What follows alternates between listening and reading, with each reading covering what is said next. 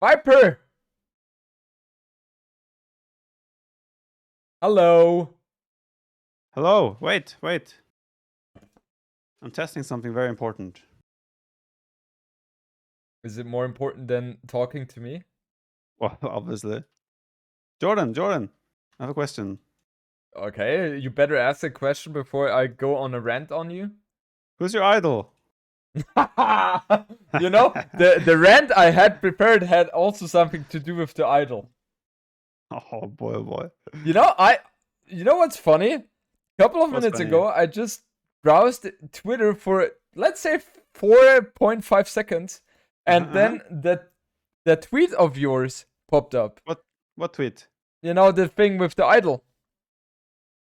I tweet a lot. There's a lot of idols in my Twitter. Which one specific? Can you be more specific? Whoa. You took that one as an invitation, right? You took that one. Please be more specific, Jordan. You know, the screenshot you did of my game Listen, today. I'll open your stream and you can open it and show me. No. What? I've shown that one on my stream already, and I think we have digested that one. We don't need another turn. Can you describe it at least? Yeah, it had something to do with an idol. That's not enough. I think you know exactly what I'm talking about. Oh, you mean the one where like you asked Hope who is his idol, and he says me over you? It has something to do with that, yeah. That one. Do the bells ring now? Why didn't you just say so? Well, I kind of said, right? Right. Okay. Yeah, so I'm wondering right now, why did you post something like that so quick? And if I ask you for assistance, you know, like in real life, it always takes at least 1 week. What do you mean? Like, I for always help example, you when you ask for assistance. Viper, can you open door or something? Takes 1 week. Jordan, man, you need to get this mod. Which one? Tell me. The one with the penguin riding the polar bear instead of a knight. The problem Oh my is, God, the problem that's is, so good. you can only do the challenges. Today I learned that. You can only do those challenges once per day. Yeah, I know. That's why I did them once per day, and now I got it unlocked. Yeah, that's a problem. I want to see it as well, man. Oh, that's amazing, dude. Is it better than the Man-at-Arm Penguin? Dude, it's so much better. This is the best mod I've ever seen. Oh, God. That's the best I've ever seen. You know what? I felt kind of dumb doing the challenge today. I was at the kill 10 wolves thing. But now, after you tell me it's so good that I have to do it as well now. Kill 10 wolves is the one you have to unlock to do it. Yeah, that's what I'm saying. No. Oh, yeah. But you have to do it in order, right? Right? So you... Wait, what? So, the challenge is the last one of all the challenges. Yes. And you haven't done any of the previous ones. Exactly. I'm usually not that type of guy who does challenges, right? Well, you have to check the event, see what you actually get, and then you make a decision. Is this worth it? Question mark. So that's what you do all the time? Of course. You realize that's the very first time I actually looked at the challenge because someone asked me to do so. What you do with your life, Jordan, is up to you. You cannot blame others for your missteps.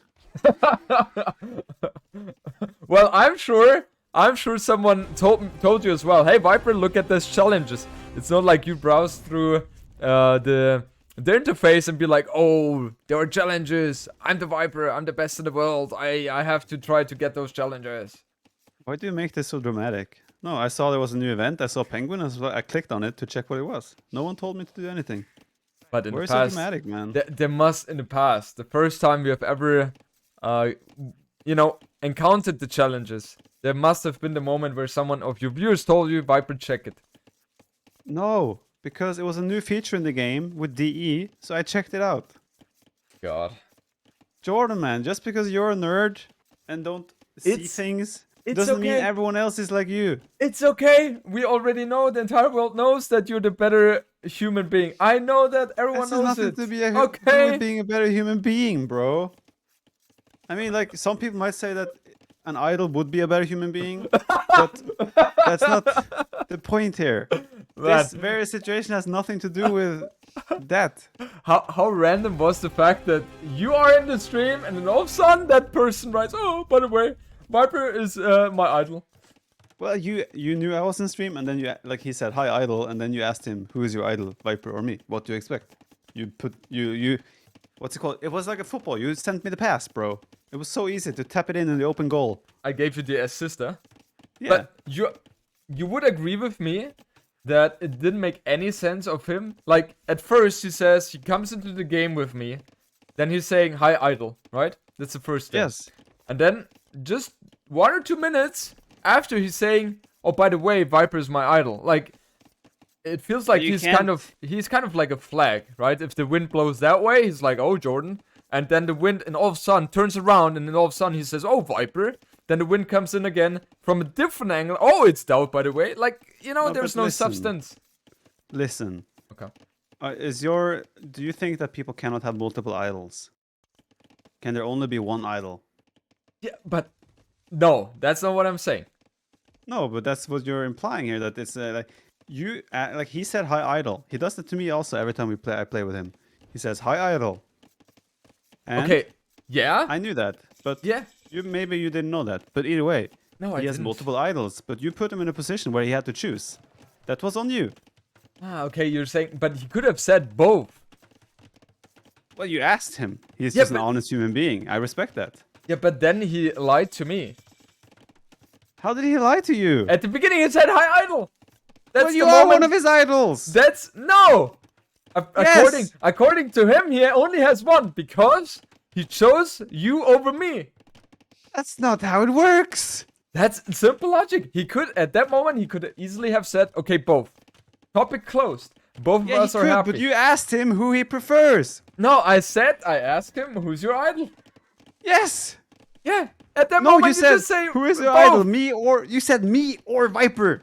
You're putting him on a position where he has to answer one of two options. There is also an exclusive or, the exclusive or allows you to say both.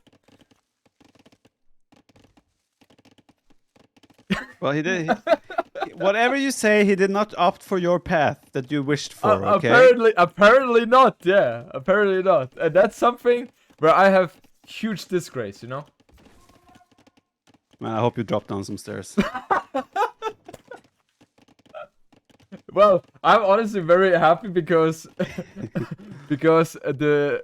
of potential 7 games, the first one we have already been able to spend the time very efficiently the first minutes until Castle Age, where it's the most exciting.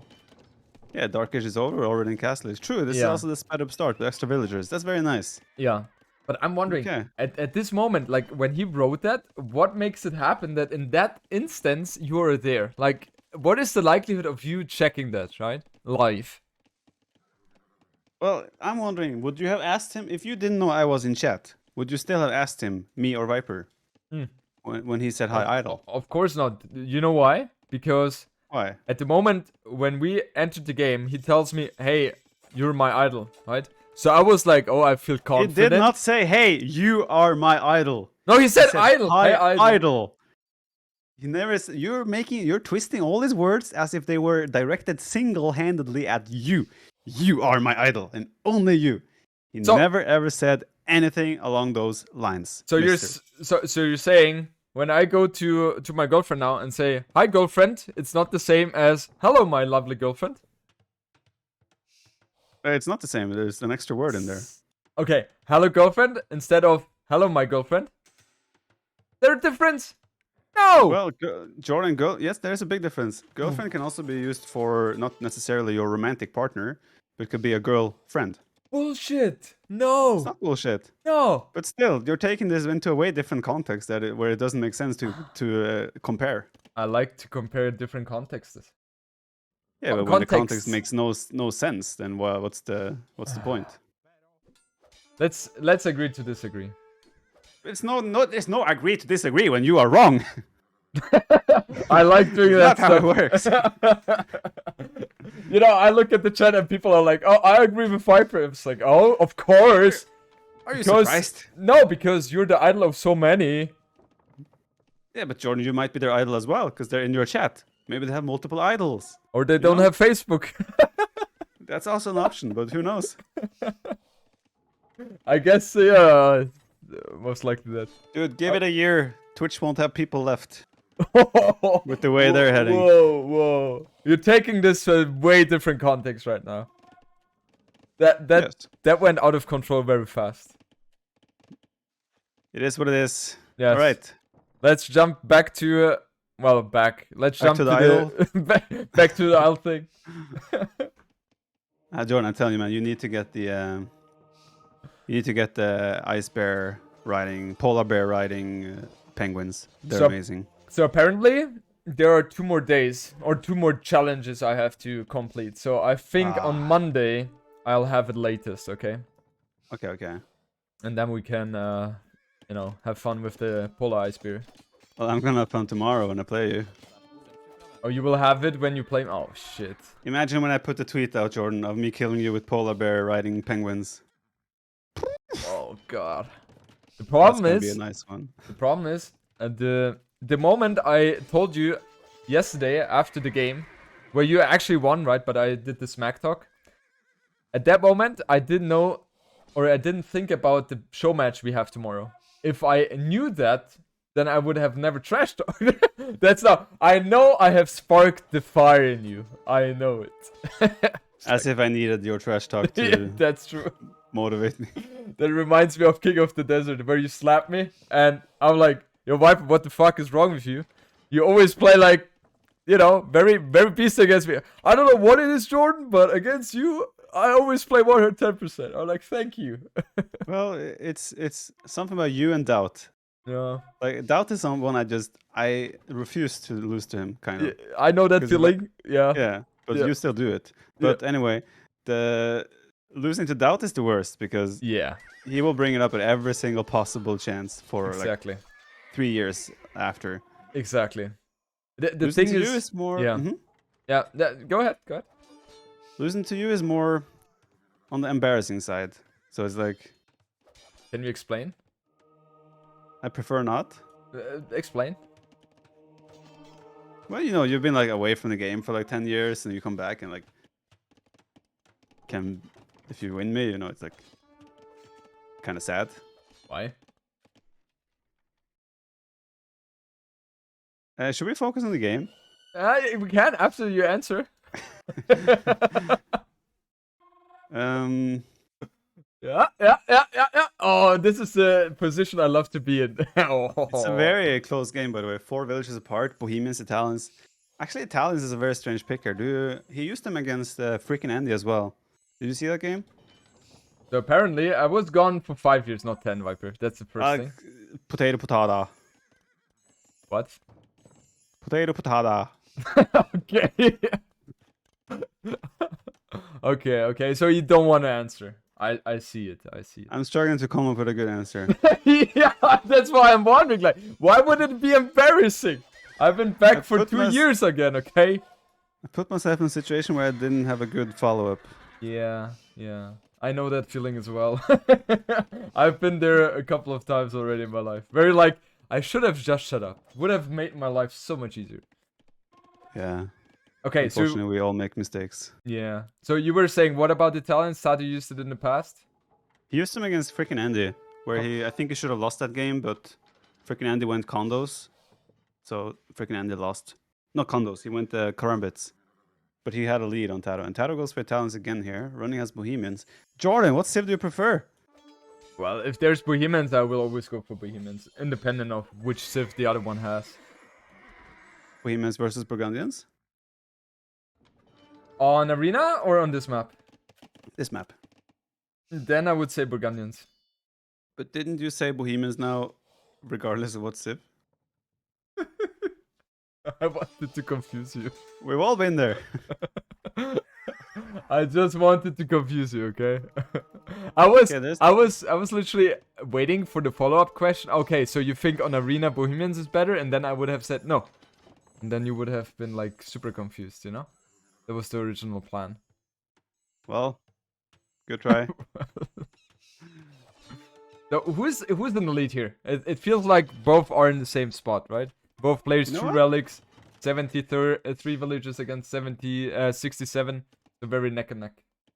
On paper, slight equal lead for Tato, but considering that Bohemians have that faster, the villages on drugs running fast, Yeah. I think he has a slightly better eco running, even though he has less vills. He also However- has wheelbarrow, right? Yeah. Yeah. I'm thinking. I wonder if Italians is a purposeful choice here from Tato to try and counter Bohemians. Because what do Bohemians make if not gunpowder? Right? Yeah. So going Italians and going full condos might actually be a masterpiece. Yeah. Well, what does Bohemians really have against that? They could go Arbalest, but they like Thumb Ring, right? So that's not the best thing. Thing is, if you go Arbalest, Italians will have better Arbalest than you. Yeah. And you can always make skirms as well, right? Yeah. I'm Yeah, just Tato wondering. kind of- Mhm. Yeah, Arbalest and the Hufnitze combination. I'm wondering how Italians wants to beat that. Well, skirms to trade off against the Arbalest and just spread nicely and such, and try to sneak condos here and there to snipe the Hufnitze. But anyway, like Hufnitze still takes a lot of time to get to. Yeah, yeah. So it's like there's a chance there's a big overwhelm before that. Tato added a 4th TC as well now, so he's gonna have a really healthy villager lead. Yeah. But advancing times looks like it's gonna be way earlier for running here. Do you agree with the 4th TC? Because I was thinking Italians have a huge advantage in terms of getting up to Imperial Age faster due to the lower cost. That you can easily do a one-dimensional push very early on with Italians. And therefore you don't give Bohemians the time they could need to get the Hufnitze. So I would have gone for that one. Tato goes for the 4th TC. What is your analyze of that, Tato? Viper. Call me Tato. I think your approach would have been a big mistake. Really? Why? And I'll explain it to you. Okay. Good. You see running is on the way to Imperial Age. You see what he's doing at the same time? Yeah. Chemistry. Yeah. The second, if you try to drop the forward castle, try to go use a faster imp to get up, like he will go up imp similar-ish time to you no matter what. Yeah. Like this later maybe. But he will still produce bomber cannons faster than you. So what do you really accomplish? That's true. Therefore, I prefer the 4th TC, so you can play more of a economic overwhelm in the early mid stage of Imperial Age. Yeah. I think that is your best bet. Okay. So adding archery ranges, I guess it's going to be hand cannoneers. Nothing else makes sense here, right? Because Considering chemistry is coming in and no unit is being researched or upgraded at the moment, looks like it. Yeah. Thank you for confirming that, Viper. You're very welcome. That was a hard question. And what else do we have from... Yeah, so Tato upgrades iron casting. So it is going to be condos for sure. Yeah. And I mean, it's at the moment, it's a perfect counter. Yeah. To what running is doing, so... I guess you were right with the assumption that Tato picked Italians on purpose to counter Bohemians. And now that I think about it, it's actually not too bad. Yeah, it's not too bad at all. It's like, this is like, Bohemians is probably the perfect civ to make condos against. So, yeah. Yeah, I really like this pick by Tato. I don't see any, I mean, he's adding barracks now. It's a little bit late. But there is no elite condo, right? No, there's not. Okay. And so you can start spamming Imperial unit right away from the barracks. Exactly. I personally, I've never really understood the hype about condos because I don't think they are that strong. But obviously against gunpowder units, I understand that. But I often see them being used against ranged units, for example, where I say like, no, they're not good against ranged units. They have 5 pierce armor, right, in total? I'm not 100% sure. I think so, yeah. Should be 5, yeah. I think the main argument is that you don't have to upgrade them, right? Exactly. There's no like, it's not like champions. You have to do like 4 upgrades before you get champion. And if you look at their stats, 10 attack. Yeah, will have 5 pierce armor in total. No, yeah, 5. Should be 5, yeah. And I don't know how expensive they are. Can someone tell me the cost? Do you know? How much they cost? I have no idea. Yeah, 1 condo. Yeah, I have no idea. Wait, does Pavis affect condos? Yes, apparently. Ooh. It gives them 1 extra pierce armor, so they have 5 in total instead Okay, of 4. makes sense. Mm.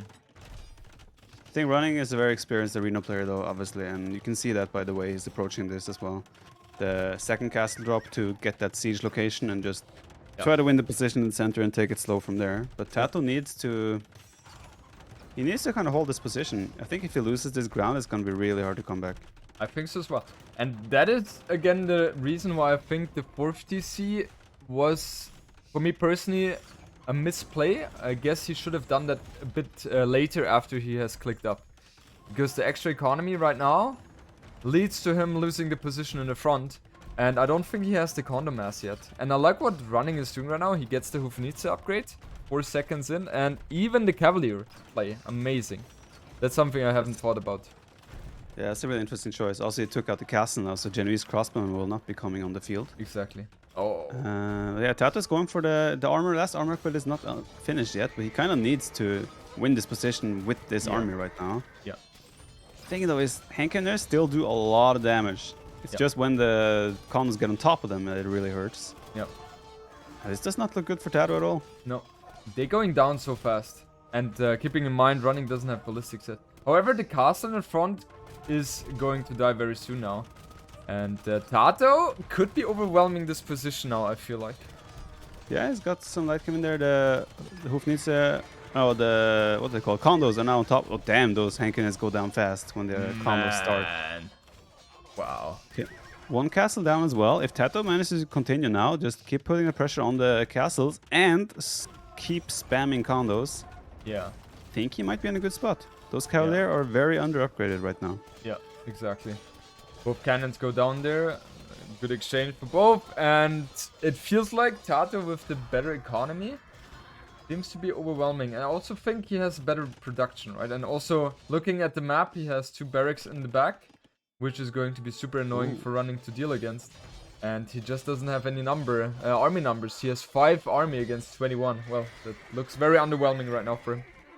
Yeah, and this noble is all due to that mistake of the 4th town center that you spoke about. So yeah, that's a problem. This is kind of exactly what TaToH wanted. Yeah. No. He might have accepted he might lose a little bit of ground, but that castle was purely to buy time. Yeah. He got Pavis, he bought time, and the counter spam happened, and... Yeah, now the question is, what does Running do to respond to this? He feels very indecisive now. He's still making Cavalier. He queued up a few more Henkeners. What is his right unit here? I like the choice of mixing Cavalier and Hand Cannoneer. I guess that's the only thing he has to... Or he can do. Yeah, but he will run out of gold very soon, I think. He has 23 on gold right now, and that's about it. Yeah, and the gold he's mining on the outside is now being harassed by the condos from TaToH's barracks. So even there, he cannot sustain this amount of production and this type of unit. Yeah. TaToH raiding on the bottom as well. Bomber cannons coming in the bottom. He's just going to gun right for that economy. And I have to say, our boy TaToH is doing it. Yeah, overall 180 population against 145. Running with 17 army right now. But that obviously stands no chance against the 40 of TaToH. And TaToH with the bomber cannons is going to break through the wall. And the TC is just a matter of time until that one is down as well. The good thing here is, I mean, Italians is a good civ by all means in general. Yeah. On arena maps. But the fact that he's now able to trade a win, well, it looks like it's going to be a win. It is. If he can trade this Italians for a win against Bohemians, that is a massive start to this series. Yeah, 100%. One condo is 50 gold, 35 food. So it's super cheap on food, but they're expensive on gold. Wow. That's what I'm told in my chat. Whoa, I didn't know that. That's pretty expensive. And as you already predicted, Viper, I don't know how you always do that. TaToH has won the game. 1-0 lead for him. This was a really nice pick by TaToH, I have to say. Very nicely predicted and planned from Tatty Boy. And he has to come up with these cheeky strategies. Yeah, and also taking away the Bohemians there. Yeah, what do you want to say? 50 food, 35 gold. Correction from chat. That's what you said, right? 50 food and 35 No, I gold. said 50 gold, 35 Ah, food. okay. Never mind. But chat is correcting it now, so.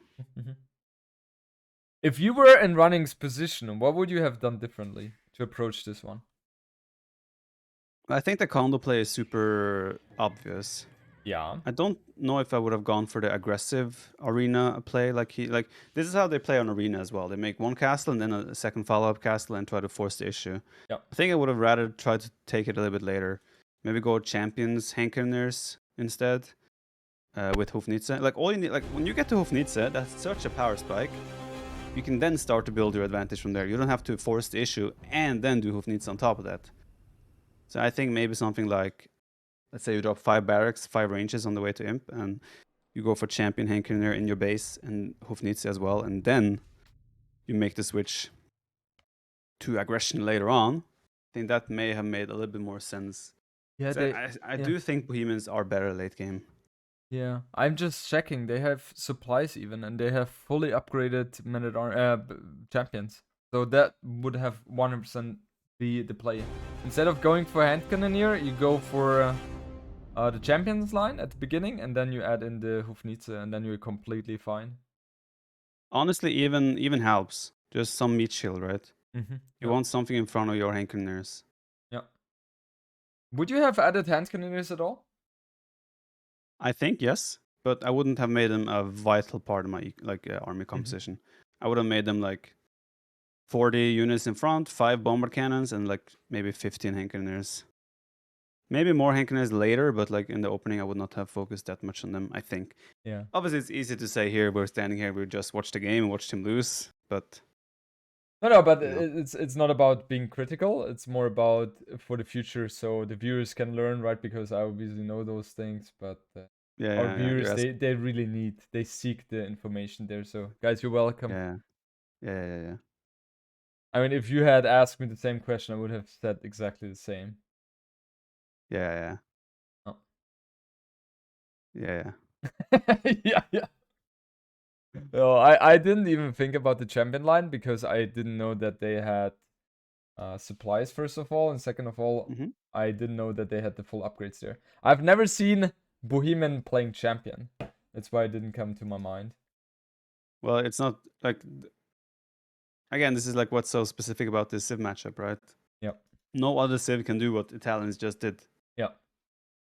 Okay. It is a best of 7, right? It's a best of 7, and they have started game number 2 now, so we're jumping into that. Oh, this map. Are you in already? Opening. Oh, the Wall. The Wall. Didn't you play against TaToH, extreme long game, Teutons against Poles? Yeah. But you lost, right? Yeah. Yeah, but it was a... Wow, that was Thanks such a for long pointing that game. out. I think Turks, I played against Turks on this map. Mm-hmm. And I felt completely overwhelmed. What Civ were you? I was Poles. Right. And I think that no chance. Absolutely. Yeah. The thing is, like, a tournament like this, obviously we were part of the 8 invited. So when we started playing these maps, I mean, I assume you didn't prepare anything outside of actually playing. Like, No. you looked at the maps, but you didn't actually train them, right? Yeah. Playing these types of maps, there's so much benefit to actually playing them. Yeah. To get the feel. Like, you can look at it and obviously you can look at it and be like, yeah, Turks should be good here. Yeah. But it's a whole different story when you actually play them. And for example, you played against Valas, was it? I played against Valas. Yeah. Yeah, and he was one of the qualified, so he actually went through the qualifier and had the experience. Yeah. But I think Valas in general has a good idea how to play those kind of maps. I guess better than I do. I look at those maps and I'm like, oh, okay, Poles, a lot of farming area, nice. I like that. What about Franks? What about Franks exactly? Oh, imagine Franks here, amazing. Oh, imagine that one berry bush. Yeah, and the farming upgrade. Always have to consider that as well. So yeah, Turks completely overwhelmed me there. But okay, running with Portuguese and Viper, I'm not sure if you have seen that, but running went for mill first before his lumber camp. What do you think could be the idea behind that? Because I have no idea.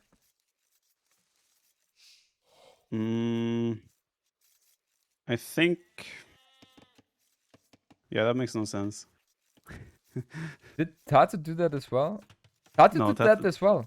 Oh, did he? Yeah. Oh yeah. Why? I guess because straggler trees are close-ish, and maybe they didn't have the wood line correctly scouted right away. I don't know. I can't explain it. No, they had it. Yeah, They I had don't it know, scouted. Jordy. I don't know. Don't But ask me. Viper, you're the expert here. So I'm you're the idol, supposed right? exactly. You're supposed to know these kinds of questions, no? I have no logical explanation for this. Okay. Because I'm just trying to learn, you know, and like asking the For the questions. viewers. Exactly, asking the question Yeah. the viewers have in mind, which they don't even know about. Yeah. Mm-hmm. I think it's something we can ask Tad about in Berlin. Yeah. But yeah, I don't good. know. Okay, so running on stone already, so I guess we will see a castle play from him in Castle Age. Just like the Turk play also. Forward castle onto the wall, and then ham your way through with the lovely Orion guns. Viper, I'm sure you have a lot to say about those guys.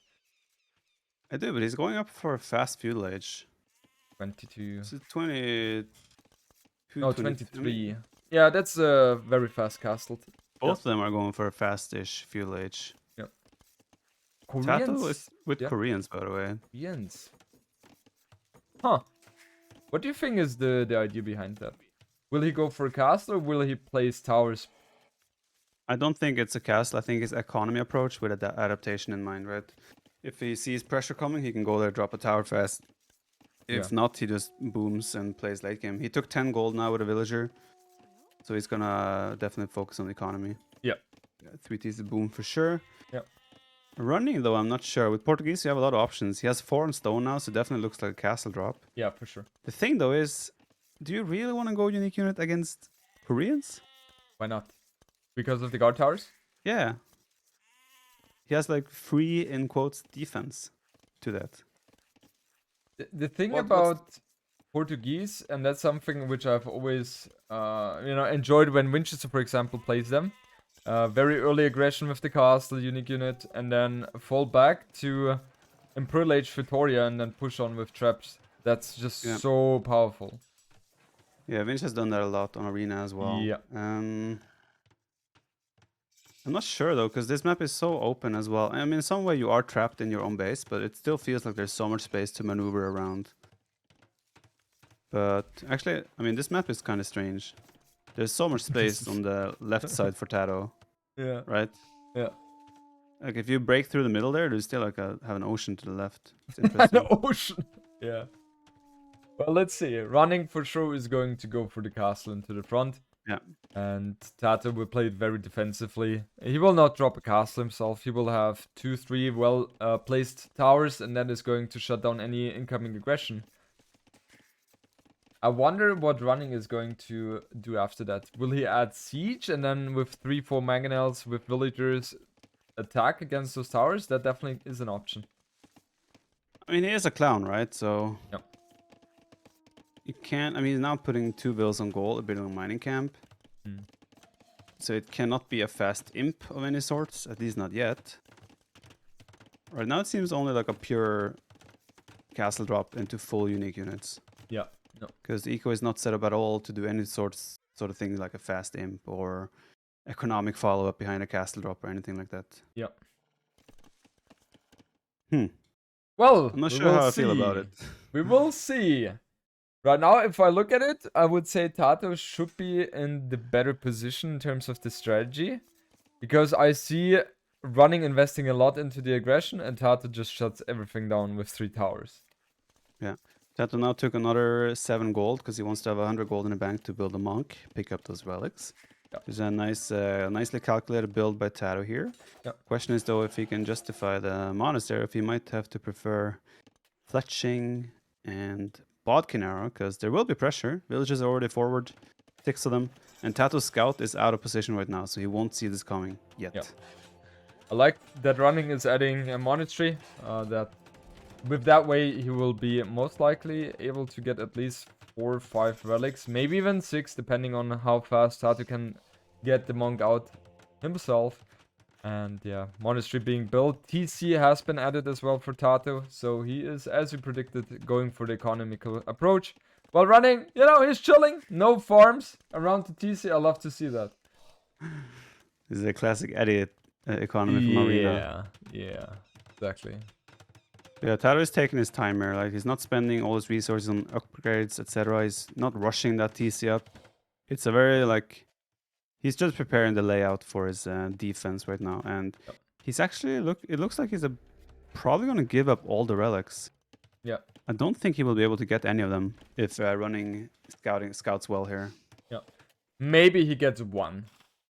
But that's the maximum he can get. Yeah, I think. And that's only if he goes the right way. Yeah. I think. You mean the right way on the right hand side, right? Or the right way being the left way. He just needs to go the right way. I was wondering, like, you know, if he goes to the right hand side, then it could be dangerous. If he goes to the left hand side, it could be dangerous. So, what is the right way, Viper? Well, he needs to go the right way. That's all I can say. Okay. Right now, he is going the right way. Yeah, I told you. Okay, so he will get 1 relic. Yeah. That's still... I mean, it's just 1 relic, though. It's going to be 1 to 5 relics. If running does a fast imp follow-up here, I mean, you can compensate if you get like 2 or 3 Fetora behind it. Your economy isn't going to be that bad. And if you're holding the position on the front here and it becomes like bomber cannon, very slow, methodical approach, I think I would prefer being Portuguese in that case. I think so as well. Because I don't see how Tato is going to... propel himself so much further compared to running in terms of economy, and the Victoria in low eco games are amazing. So this is looking not too bad, but yeah, running, realizing the situation, I think in his head he has decided already that he is going to kill the monk. No, I mean Tato kills the monk. That he will go for the fast imp now. That's the thing. Tato is overinvested into defense compared to what's coming. But obviously, Tato didn't know that there was only going to be 2 Orion guns. Yep. He made 2 towers. He's doing town watch. He just like taking every safety precaution here, and he's not even producing vills from his second TC. That's weird though, because he had 2 vills queued up in his main TC. Okay, now he is. Is he still using the? He does, yeah. Cycling. Like, does he cycle town centers? Oh my god, how many times? Yeah, I'm gonna slap him in Berlin. He's always doing that. Always. He just cannot get used to that. Yo, Donnie, the guy that's so. And Bill does the same with, like, he even cycles stables and such. Yeah. They have not gotten used to that. Right? Crazy. They just have not. And even if you tell him 4 times, which we have, he just doesn't apply that. I'm gonna sit behind him in Berlin, and every time he cycles TC, I'm gonna slap his back head. I already see it. Doubt, you and me sitting behind him like, BAM! Use the multi... Yeah, but I don't understand it, because it is such a huge difference if you use it or not. Big development here, by the way. There are 9 villagers coming forward, about to drop a castle on TaToH's face. Yeah. Tato is building up the food count to be ready to click Imperial Edge, but he's still missing a lot of gold. Yeah. The thing is, though, it's not like Tato has a huge... It's not like he has a 20, 30, 40 villager lead. It's only 10. No, exactly. Yeah, and there's 5 relics for running. Yeah. Running has the second... Good. Running has the second castle now. He's probably going to be imp... looking at the market use here, probably going to be imp roughly the same time. Yep. So... I don't know. I love the castle. It will give running a very good position. And by the way, greetings from Donnie, you know. Loom! Donnie! Thanks. The guy who always loses villages to Boris. I don't think it's only Boris. It's also that when you don't have Loom versus Knights, Mangudai, Archers, Crossbows, you know. It all adds up. Yeah, it adds up. That's true. Who needs Loom, man? The 50 gold is not worth it. Gotta get an extra villager, bro. Yeah, exactly. It's all about efficiency. Yeah, so... Interesting. So, Tato has... Tato is up faster than running with 14 more villagers. Obviously, the position itself is not ideal because he's kind of pinned down into the corner. And the only way for him to break out of that is with a castle and trebuchet, which he is going to have upon reaching Imperial Age, as he has almost 650 stone in the back. Bank. Yeah, but he's gonna have one castle, and running has two castles. Just everything is in favor of running right now. And another beautiful thing about the castle position here is that it also took out the market of Tato. And in these types of games, the market can very often be your best friend. So, ooh, that castle is so defensive from Tato. This screams that he's not confident in a treb war. Exactly. And I think Tato will be surprised by the fact that he's going to reach Imperial Age faster than running. And also regarding the market, in those kind of situations, you don't want to spend 175 additional wood to build the market. That's just not a thing. Because in these low eco games, you want to spend all the resources in getting traps or repairing the castle, nothing else.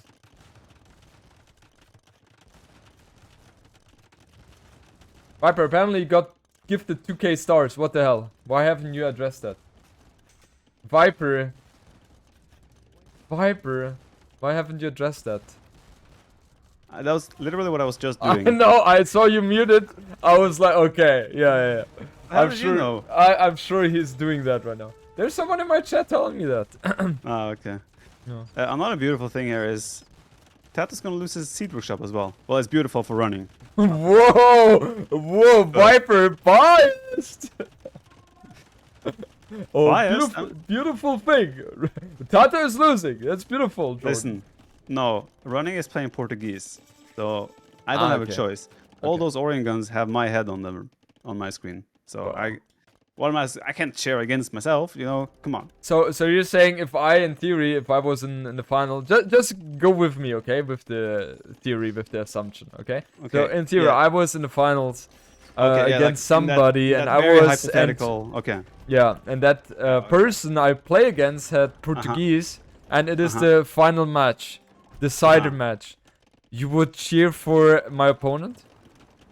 Well, it's a little bit hard to get into this theory of yours due to certain details. But like which details? Like you being the final in the side game. If he was Portuguese, I think I may have been able to convince myself to cheer for you. But I mean, like, what's the likelihood of this situation? Come on, Jordy. Come on, Jordy. Why? Like, is it the German champion? Oh, yeah, actually, it could be the German championship against running. I've been back for 2 years, okay? Okay, I mean, German championship final against running. Yeah, I can see it. Yeah, no, I think I would still cheer for running.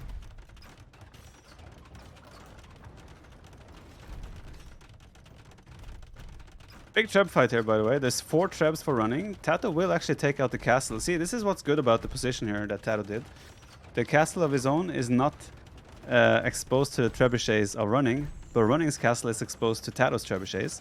And Tato also, since he was up faster, he got the chemistry here, so he got the bomber cannons out. But running is going for a real nice counter, which in this situation is the Redemption Monks. So I'm not so sure about this.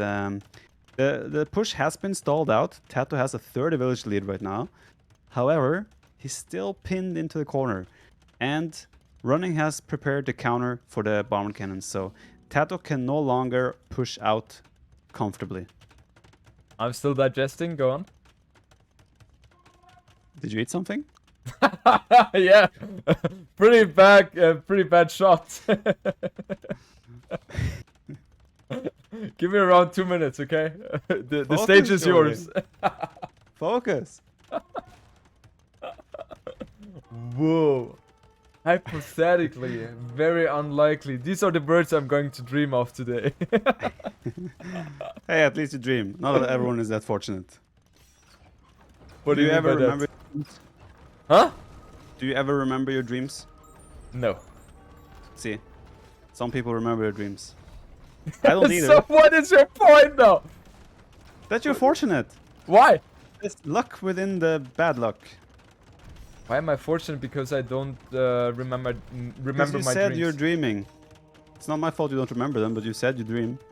Yeah, so? Ooh, Tato leading the mangonel. Bomber cannon looks like it might get converted. Tato still has only fletching on his towers. If you can get Balkan or Embracer, those towers will help a lot against the monks. However, there are 4 traps for running, And- so those towers might not stay alive for very long. But the thing is, he got Oiposong, the +2 on the towers. Mm-hmm. So in total, he could have the 8+5 if he gets Bracer as well. And then the monks are kind of neglected as well. So the only thing TaToH has to take care of would be the trebuchet, right? But it's very tough right now. Yeah. Losing 1 trap bear, 2nd trap is going down. The bomber cannons are being zoned out, and behind this, running has already got 2 Fatoria up and running. So, pun intended. You looked at the Fitorias at the same time as I did, I think. I looked like half a minute ago, but I didn't found the right time to say it. Okay. 3rd Fatoria on the way. That's also going to be up and running soon. Why do you always say up and running? Nothing, no reason. Okay.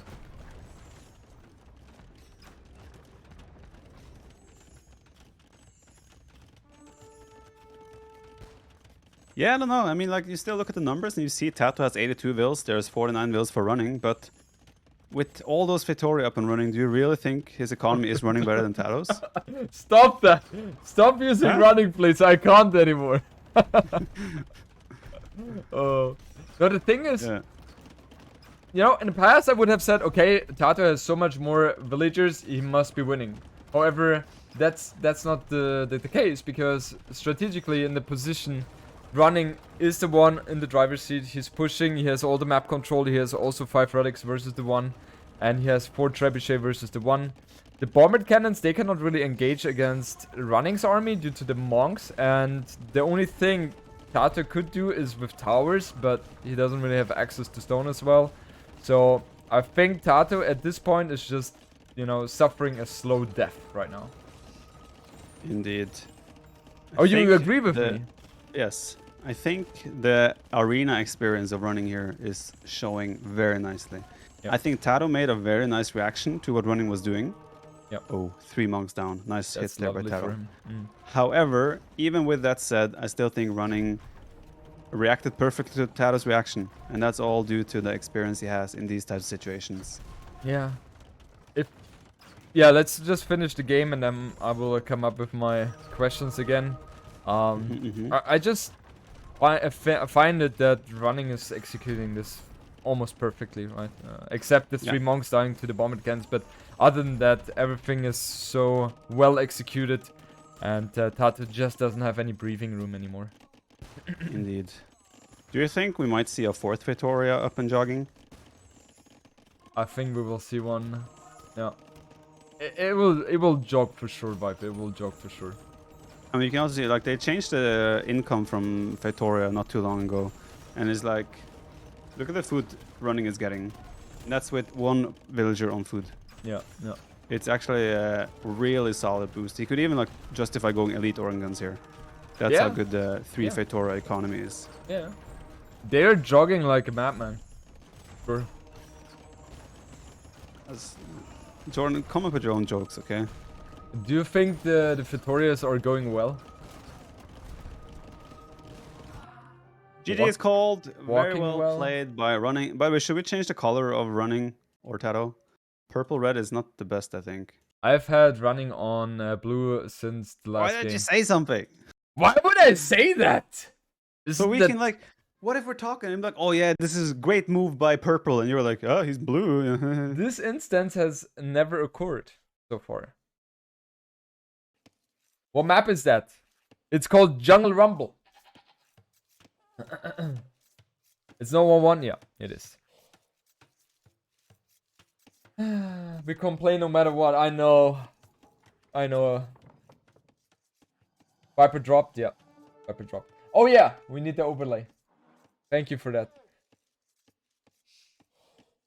Yeah, the energy is higher than Viper's internet, for sure. For sure. So we have Mongols for TaToH. I think, if I'm not mistaken, I have seen TaToH play this map before, and it was an absolutely wild game where he won, where he had all the base around here, and his opponent had all the thing in the middle. Lithuanians is a civ for this one. I don't really understand why Lithuanians specifically, But I'm sure running is going to show why exactly. Tato not building a lumber camp early on again. Well, he built a mill in order to get the food here, which makes sense. German internet is the best, absolutely. Viper rather ending the stream than answering what is better in early castle age. Well, that's not the question I asked him, right? I think the last question I asked him is... Oh no, I was about to ask him something. Finally, I have the co-caster has a time to shine. Yeah, finally. What map is... This map is one of my favorites one. But yeah, the map or the game between Modri and Winchester was absolutely great. Yeah. I like Turks or Aztecs would be better in this map. Well, you have to take into consideration that they also had drafts. Which makes things not always available in terms of the civilizations. Right?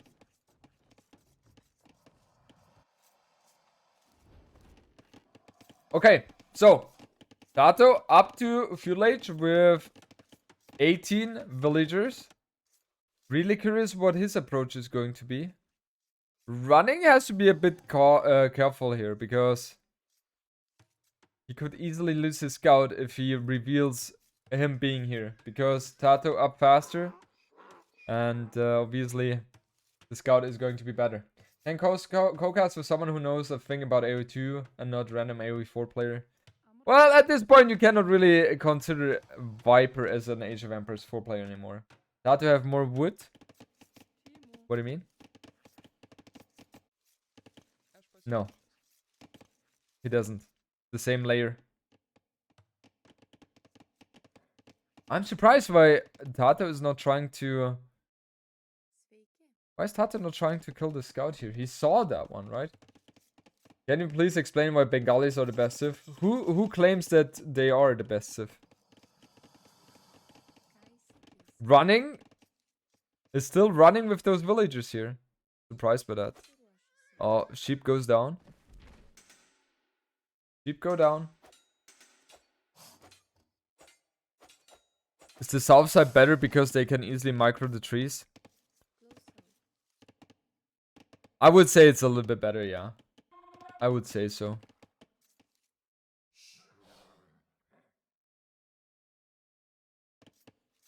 What is running doing? I'm really curious. So he's walling this side. And is he walling this side as well, I wonder. I'm really curious.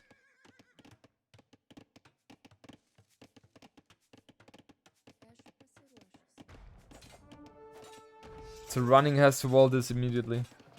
Okay, he has walled this. Hola, Jordan. Hola. Hola, ¿cómo está? Hola, guapo. Hola, guapo.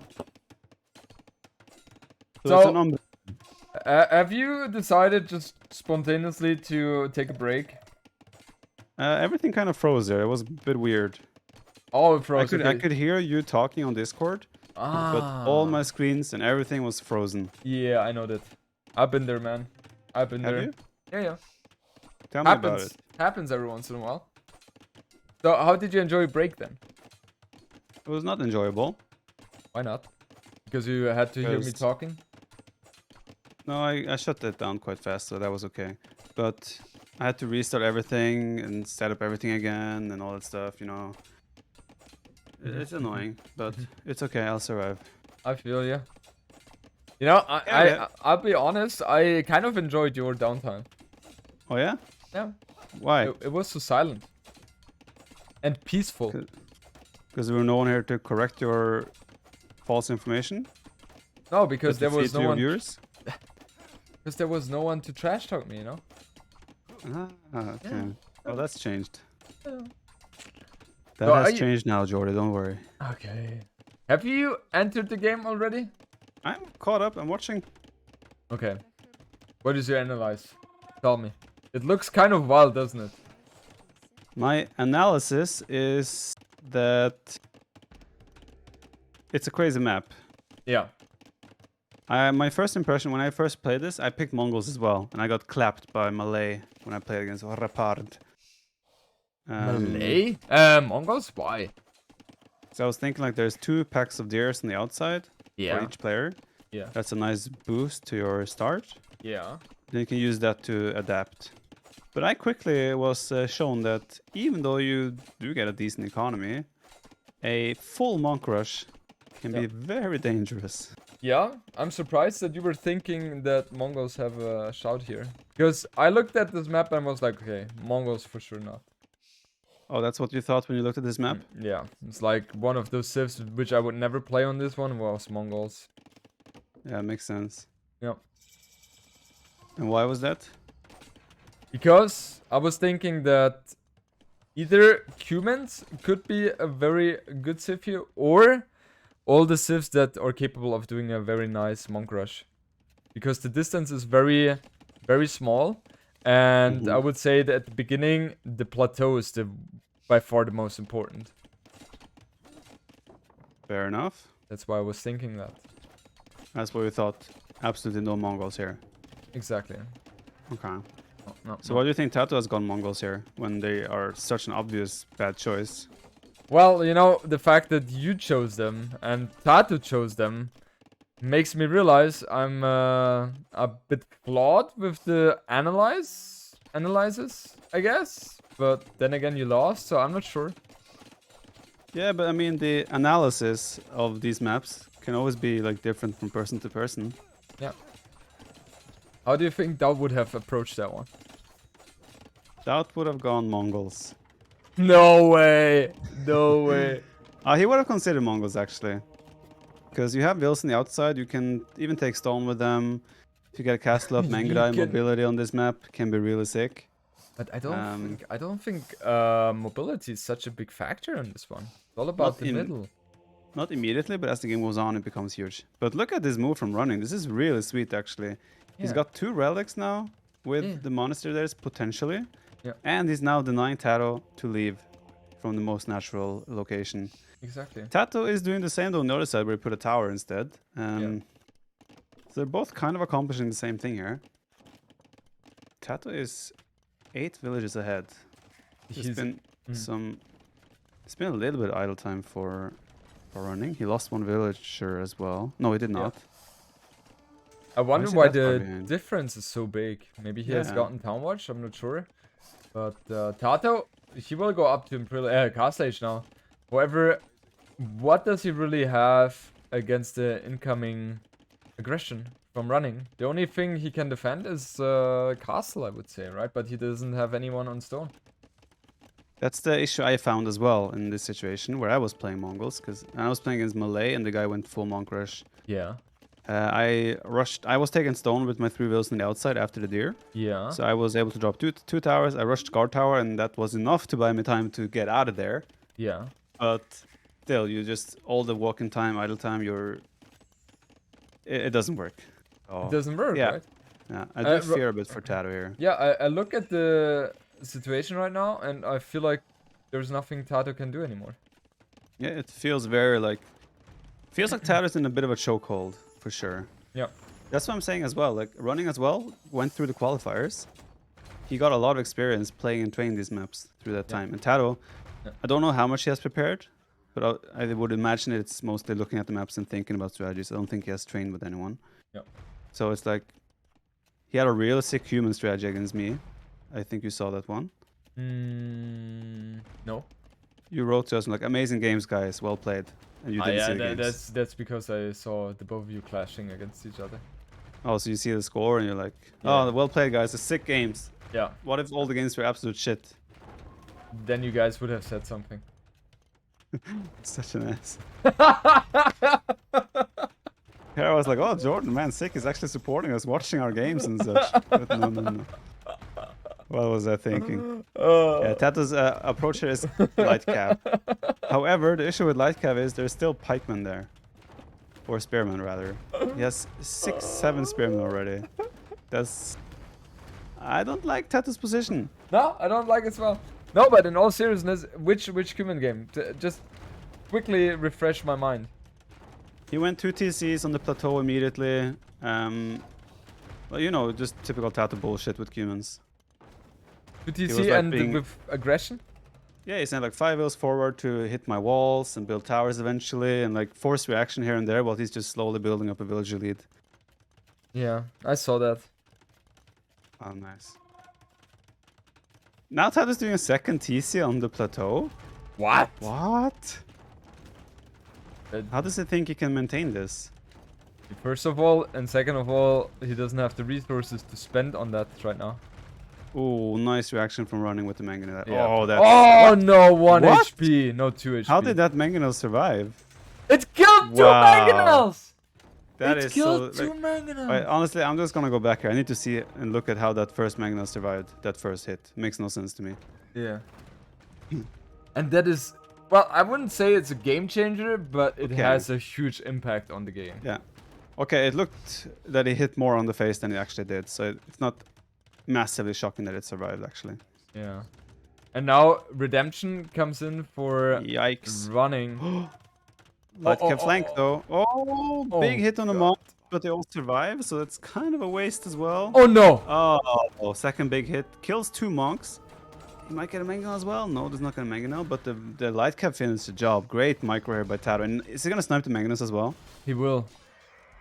At least I'm one. not sure if the second one will go down. He's Great. trying to micro. Oh, it's a 1 HP 1 mangonel. HP. Oh, God. But what I hate about this right now is that even though this went amazing for TaToH, Yeah. I still feel like he's in a super dicey spot. Yeah, it just... Viper, if he had not built the second TC Yeah, and add farms instead, exactly. then he would have a better chance. But then again, the combination is just unforgiving. Yeah. Kind of has to abandon the entire city here in the top. I think But it would where? have been... Yeah, exactly. I think he would have... I don't know, it feels just like you just lose with Mongols on this map. Not that simple, but I think... But I agree with you, that instead of that second TC, it should have been like another 6-7 farms and Yeah. keep making light cav and Yep. try to win fights. Yes, win the Pikeman fights. upgrade is now coming in as well, and Yeah. with that, I think TaToH's hopes and dreams of any victory here is... yeah, it's looking really, really bad. He also got the blacksmith converted, so he can't get upgrades anymore. Yikes! Absolutely likes. I like the second siege workshop he's building right now. That way we'll keep the, you know, running focused on the action for sure. Yeah. And like that one cannot be converted because the TC will shoot it. And Yeah. TaToH, he's really trying to keep that main TC alive. I think that's a waste of resources. I mean, you can always waste the resources, but if this goes down, then he just moves on to the next target, right? Yeah. So all TaToH is trying to do here is simply buy time. But again, like with the Redemption Monks, he has 2 light cav right now. It just feels like it's inevitable that this will break Yep. and TaToH won't have an answer to what's coming. I like what Running is doing. He has no intentions of converting this mill, I guarantee you. Yeah, yeah. The whole purpose of this is to start initiating that conversion juice Yep. in case there's a mangonel that comes around. Exactly. For some reason he's letting it stay and he's gonna end up converting the mill, but Well, no, no, he did it's not. Yeah. For those who don't know, if you do this, so you're kind of charging the conversion, and then if you switch the target, that conversion charge remains, which is why you sometimes see people having insta converts, is because they've been switching target and already charged the juice, more often than not. And you can That's- also see TaToH is super defensive with his Mangonel because he knows that and he doesn't want to buy anything of that monk juice right there. Exactly. So- Not like your vitamin juice, it's monk juice. It's a proper monk juice, you know? Indeed. And TaToH on the right hand side has added 2 TCs. That's nice, but he doesn't have the farm count to sustain that. That's the big Yeah. issue for him. Oh, look at that. Light cav insta converted. That's Yeah. so sick. Yeah. That's due to the monk trick there. Very nicely done by Running. He might lose a monk here, but that light cav will get converted. Yes, indeed. And now you have 5 Mangonels hitting against that TC. And TaToH is just spending so much resources trying to repair that one. And Running, he's chilling. He doesn't have the best economy at home, especially looking at his gold. But that's the beautiful thing about the good old monk rushes. You don't need economy. Yeah. TaToH's response now is guard tower. Yeah, I like that. However, guard towers are great, but running is on the way to Imperial Age. What is this? Well, he has many options, right? He can go. He can even go Onager and just cut out and deny the wood. Yeah, He can go bomber cannon. I would imagine he's gonna try and get stone, but yeah, he needs to fix that gold. That is not pretty. I would imagine like, oh, TaToH's actually got an archer on the right woodland as well, so that's nice. He needs to move those gold miners to the middle. Yep. He's doing it now. But I think I would even make a case for buying a castle here for running. If he can buy a castle and drop it on in front of those 2 towers in the seed workshop, how does TaToH ever deal with this? Yep. Well, the only thing TaToH can do right now is try to stall it out as good as possible and reboom on the right hand side completely. So what he needs to do is build all the villages on the right hand side. The one on the plateau is not used anymore and he doesn't produce anything, so that's good for him. But he only has 4 on food right now. Okay, 7. So it's going to take a lot of time for him to get the food income going. Nice move here by TaToH. He got his mangonel converted, but he did take out 1 mangonel, and now there's a big of a mess here. If TaToH targets correctly, he might take out another mangonel. He lost 1 tower. This is the thing as well. Running has enough mangonels to even force the issue on the few guard towers of TaToH. Yeah. But now running might be overextending. He's under TC fire and guard tower. That's very hard to repair all the units. Another mangonel goes down. I think running can't commit here anymore. He can. He might lose another one. Yeah. He was low on wood. That was his problem. Yeah. I don't see the value the Imperial Age gives him right now. Maybe he forces a resign from TaToH. That's the only thing, right? What does he get? Like, does he have a university to get chemistry? No, but he has started buying stone, and he's gonna drop a castle, and after that he can make trebuchets. Moonwalking monk! Okay. Where is it? It's done now. Oh, okay. But yeah, he will drop a castle and he can build trebuchets. Ideally, the castle was already up at this point, but yeah, he gets the extra upgrades for the monks, obviously. Yeah. There's a big chance here TaToH will actually have chopped out by the time everything goes down, but even then, no way. All idle time. No way. Well, there's like 3-4 trees left. Yeah, but it should be hard. But that takes ages. Yeah, castle now coming up. And also, it's not only that, like, the middle has all the gold in the world. TaToH did actually secure a gold on the left with 2 towers. So he could take gold, but still. No. Trebuchets here. 1 trebuchet can kill every single building. Yeah, it's crazy. It's crazy. And I also think the castle, in terms of running, should have been placed more toward the northern side, where the houses are. That would have been even better for him, obviously. We're not biased, Viper. But yeah, I'm really curious, because TaToH has the village elite. Obviously, a lot of villages could potentially go down very, very quick, depending on how things play out. And I think TaToH might be able to buy himself the time on the right-hand side to get the boom going. And that's exactly what he's aiming for. 4 TCs right now. And how many villages are there right now? He has 20 villages there. So roughly 3-4 minutes, and then he's completely fine again. Well, he has 51 vills on the top plateau. It's very likely that a lot of them are going to die. Yeah, looks like that. And running now as well scouts the extra TCs on the side, so running could easily think about maybe putting pressure there as well. I think running needs to add economy. Yeah. He absolutely needs to do so. He could easily add a couple of town centers now and start booming, but the thing is, if he does that, he also kind of gives TaToH the time to reboom himself. I don't think that's true, because all the tools he needs to push the plateau from TaToH he already has, right? So if he adds economy now, he is totally... that's his winning move, I would say. Because he's not going to win the game by killing TaToH in the middle. I agree, but he might think that if he adds economy. Oh, he's adding a TC now, so he's thinking realizing on that. the same lines. So he's doing the right thing for sure. Yeah, yeah.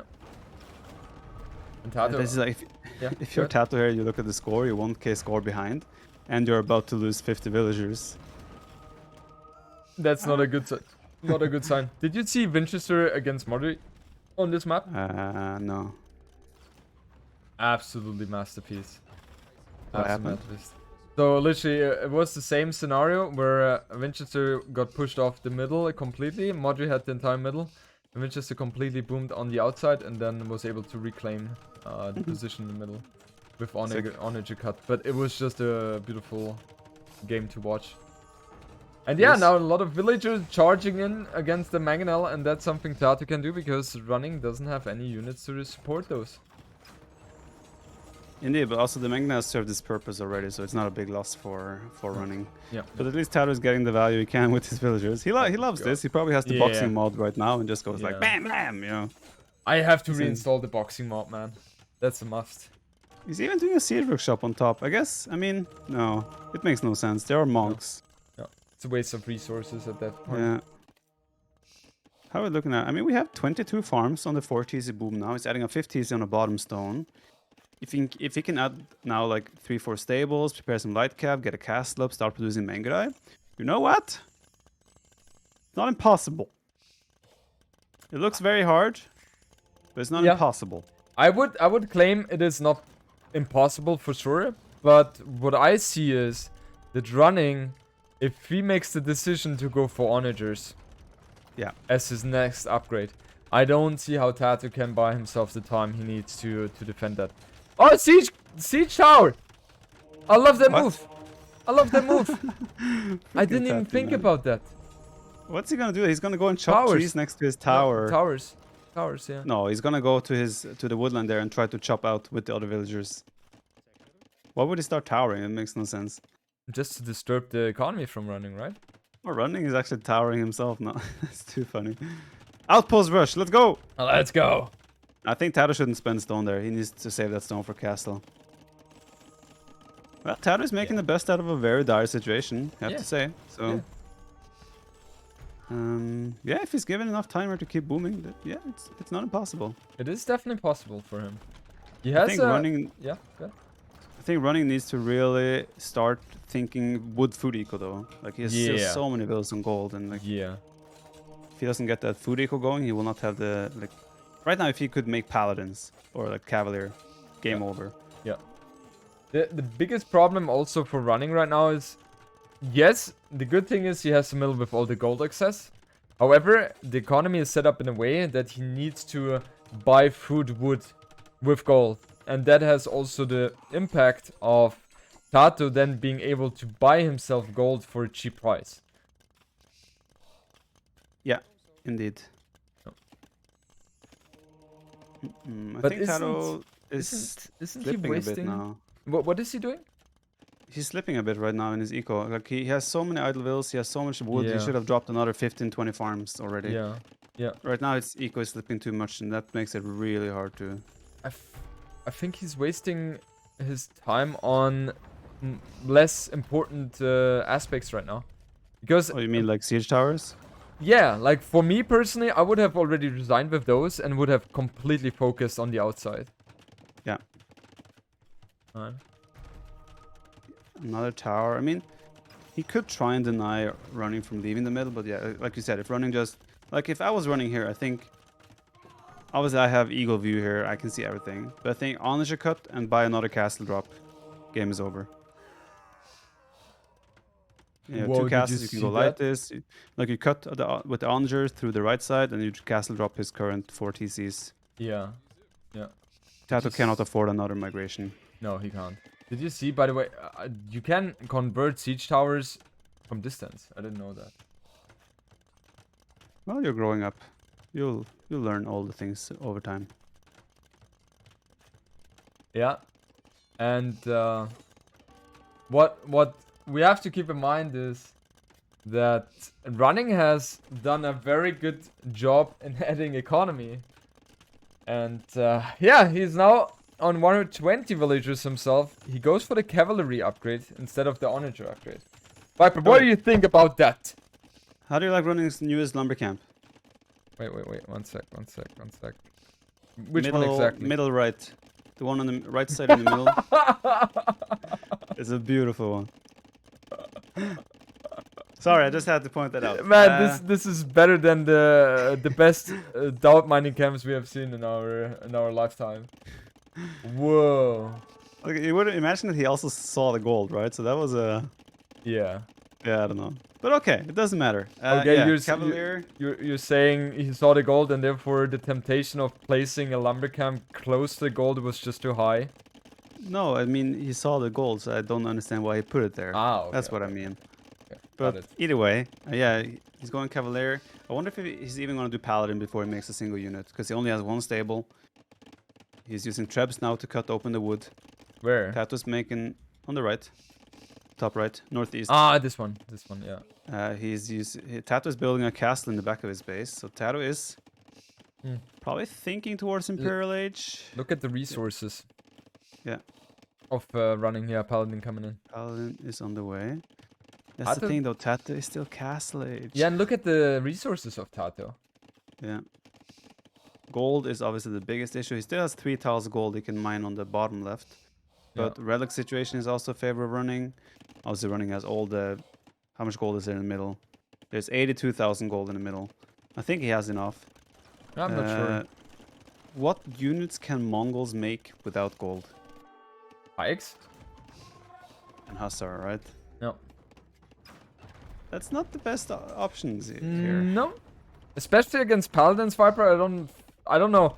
Like, you know, when you came back, I was like, I want to ask you regarding the Pike and Knight discussion. But now I want to ask you first, what do you think about how well do Paladins fare off against Pikemen? Well, Lithuanian Paladins should do very well against Pikemen. Okay. Yes. And I 100% disagree with the statement that Knights counter Pikes. You 100% disagree? Yes. Oh, interesting. I agree that Knights counter Pikemen early Castle Age. Well, within that context, yes. But the statement, Knights counter Pikemen, is 100% false. Early Castle Age is the important term you needed. But okay. People are ignoring the context. You know, Viper, we should let other people know that the context, it's all about the context. Context matters. Yes. Okay, Onager and Iron Casting. Being now upgraded by running. So he's going to be able to have a massive push here against TaToH's economy on the right hand side, and TaToH not even close to going up to Imperial Age. He has a lot of villagers, which is interesting, right? That he was able to boom back to 150 villagers that fast. However, he doesn't have the resources he needs to really thrive against the army, which is about to knock on his door. That's the issue. TaToH thought that running was gonna come now with Monk, Treb, push. Yep. So he has prepared, he's now preparing everything. He's going Imp now, but he was preparing to counter the monks that were about, like monks and Trebs that were coming. Yep. That's why he's invested into all these light cav now. Yep. But yeah, the Paladin will hit him before he's even reached Imperial Age. Yeah. Where is running going to cut out? Ah, he's on the south side. Yeah. With stables there. Okay, never mind. And now TaToH sees the Paladin. Yeah, GG. And he calls it GG. GG. He realizes that at this position, TaToH's thinking, okay, the Monk Rush, that usually when somebody Monk Rushes you, is all in-ish. And he was thinking, okay, maybe he still has a shot if he rebooms. And my opponent with the Monk Rush has not added the economy. But running has done so, and therefore, upon seeing the Paladin, there's nothing else he can do upon just calling it. Very nice summary, Jordan. I liked it except the last sentence, man. The last sentence was... No, that analyze was very good.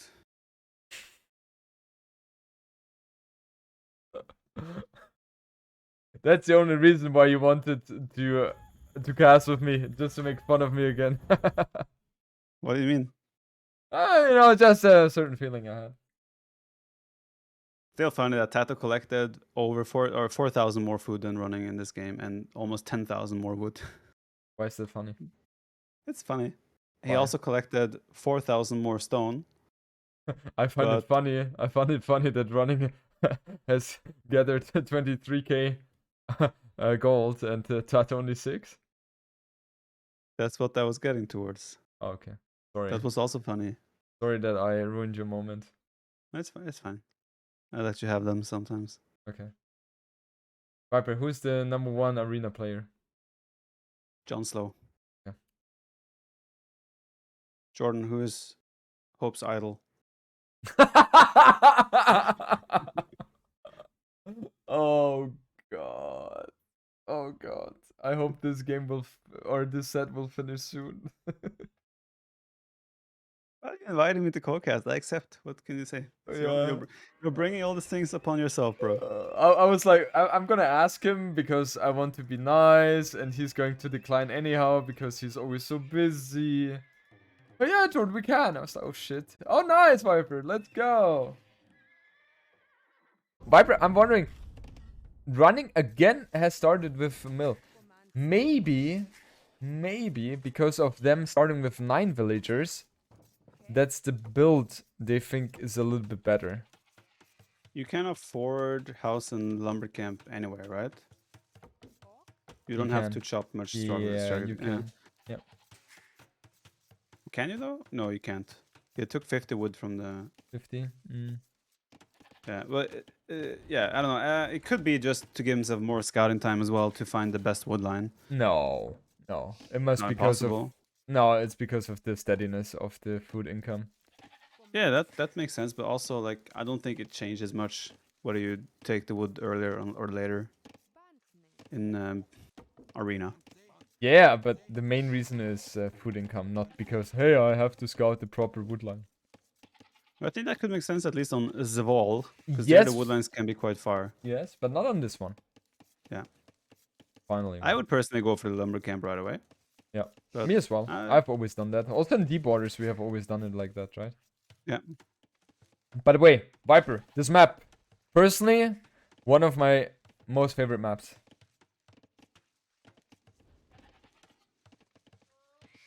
Okay.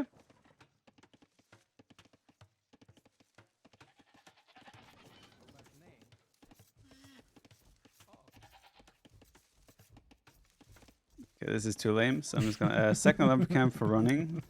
Okay. I know you're German, so you will continue that too long. So just like let's stop this before. Yeah, don't go into that. You have casted with Nilly in the past, so Too much, unfortunately. We've all been scarred one way or another. yeah. TaToH going for the simple gate delete to push the deer, running doing all the micro mechanics of pushing the sheep under the gate, keep it open, push. Yeah. I think TaToH's approach makes sense because everyone pushes deer on this map. Yeah. So you're saying running is more skilled because he's doing the more micro-intensive thing? I did not say that. I was just asking, reassuring what you were stating there, right? You So- were reassuring what I was stating. Yes. Okay. But which civ do you prefer on this map?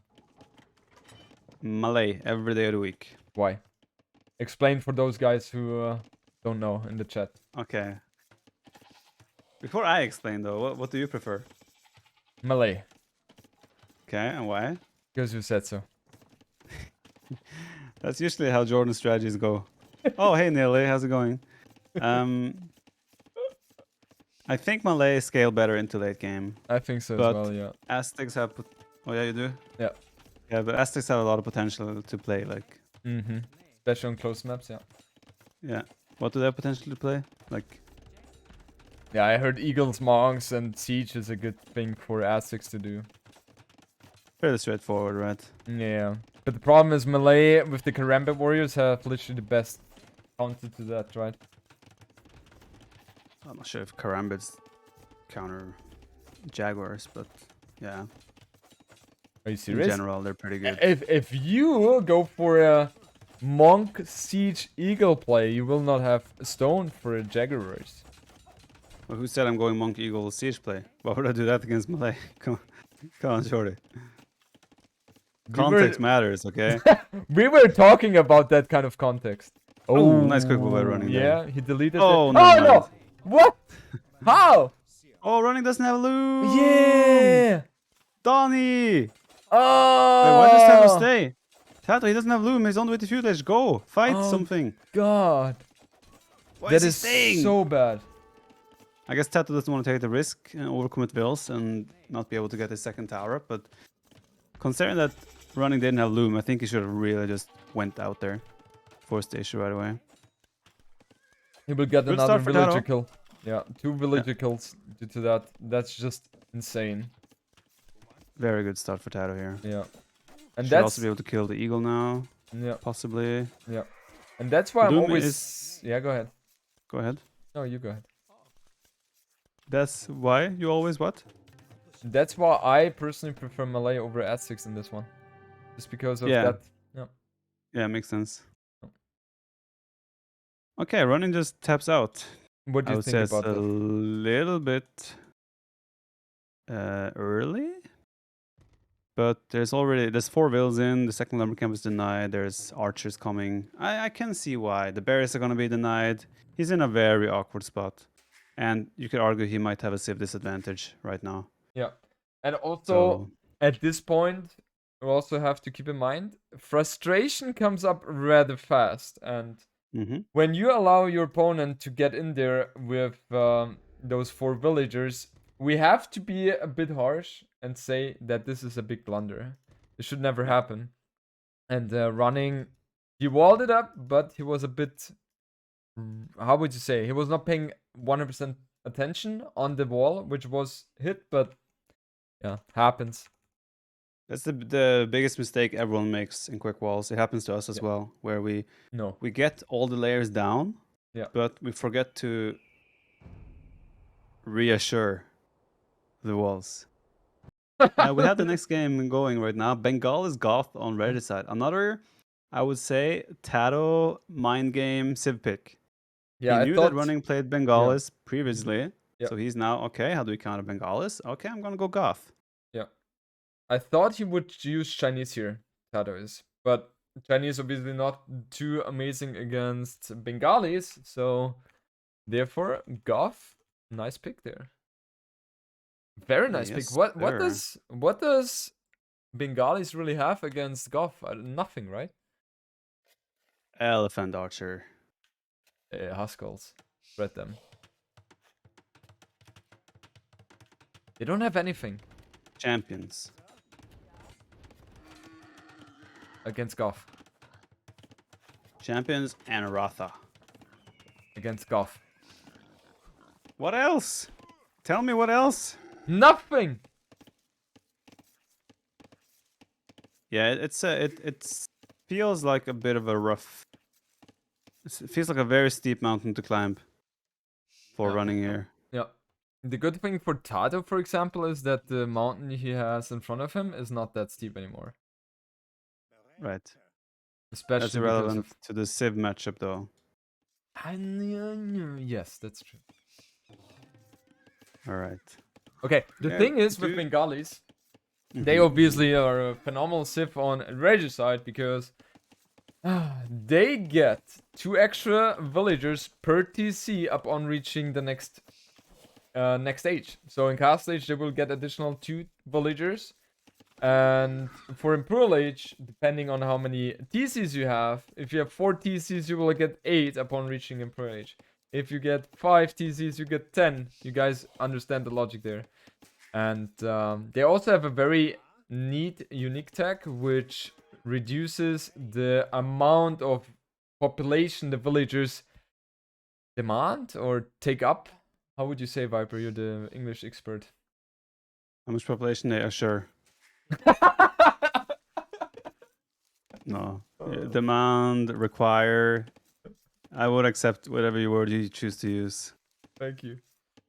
You're welcome. So yeah, that's pretty nice. But so in terms of booming, running will pull ahead for sure. The thing is, it will run ahead. No, it will jog ahead. Thing is, Viper army composition, right? We talked about it earlier.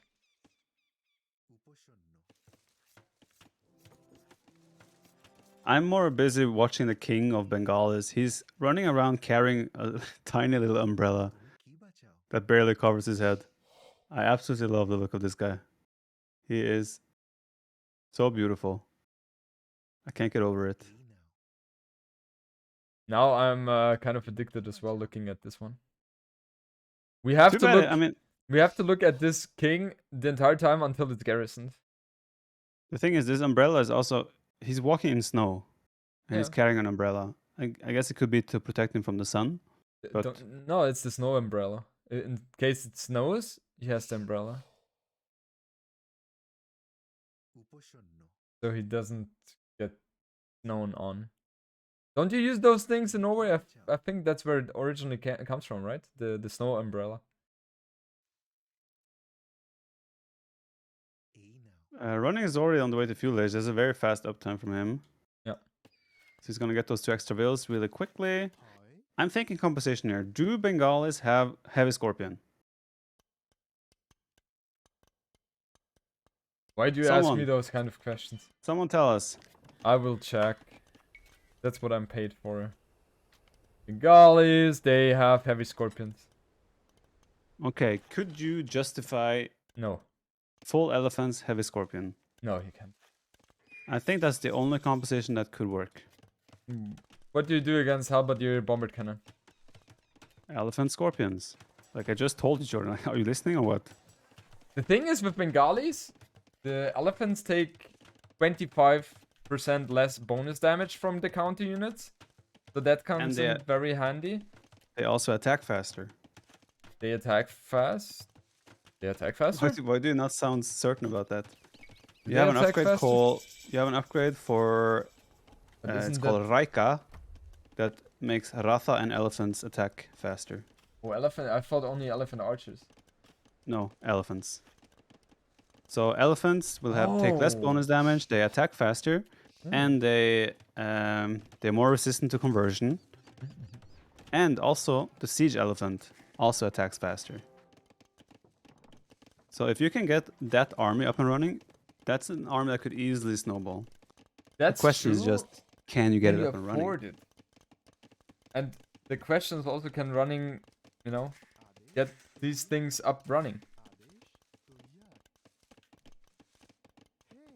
That is a good question, Jordan. You're cringing so hard right now. How to not? Yeah, okay, I have to agree that was a bad one. Well, when it's used like 17 times in the previous game, it's like...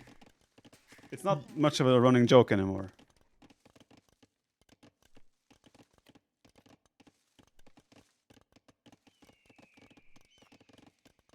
Anyway, Okay, so um, Bengali is the thing is, Viper, yes. with the cheaper infantry cost for Goth and Halberdier's bombard cannon, it feels like running can only run away.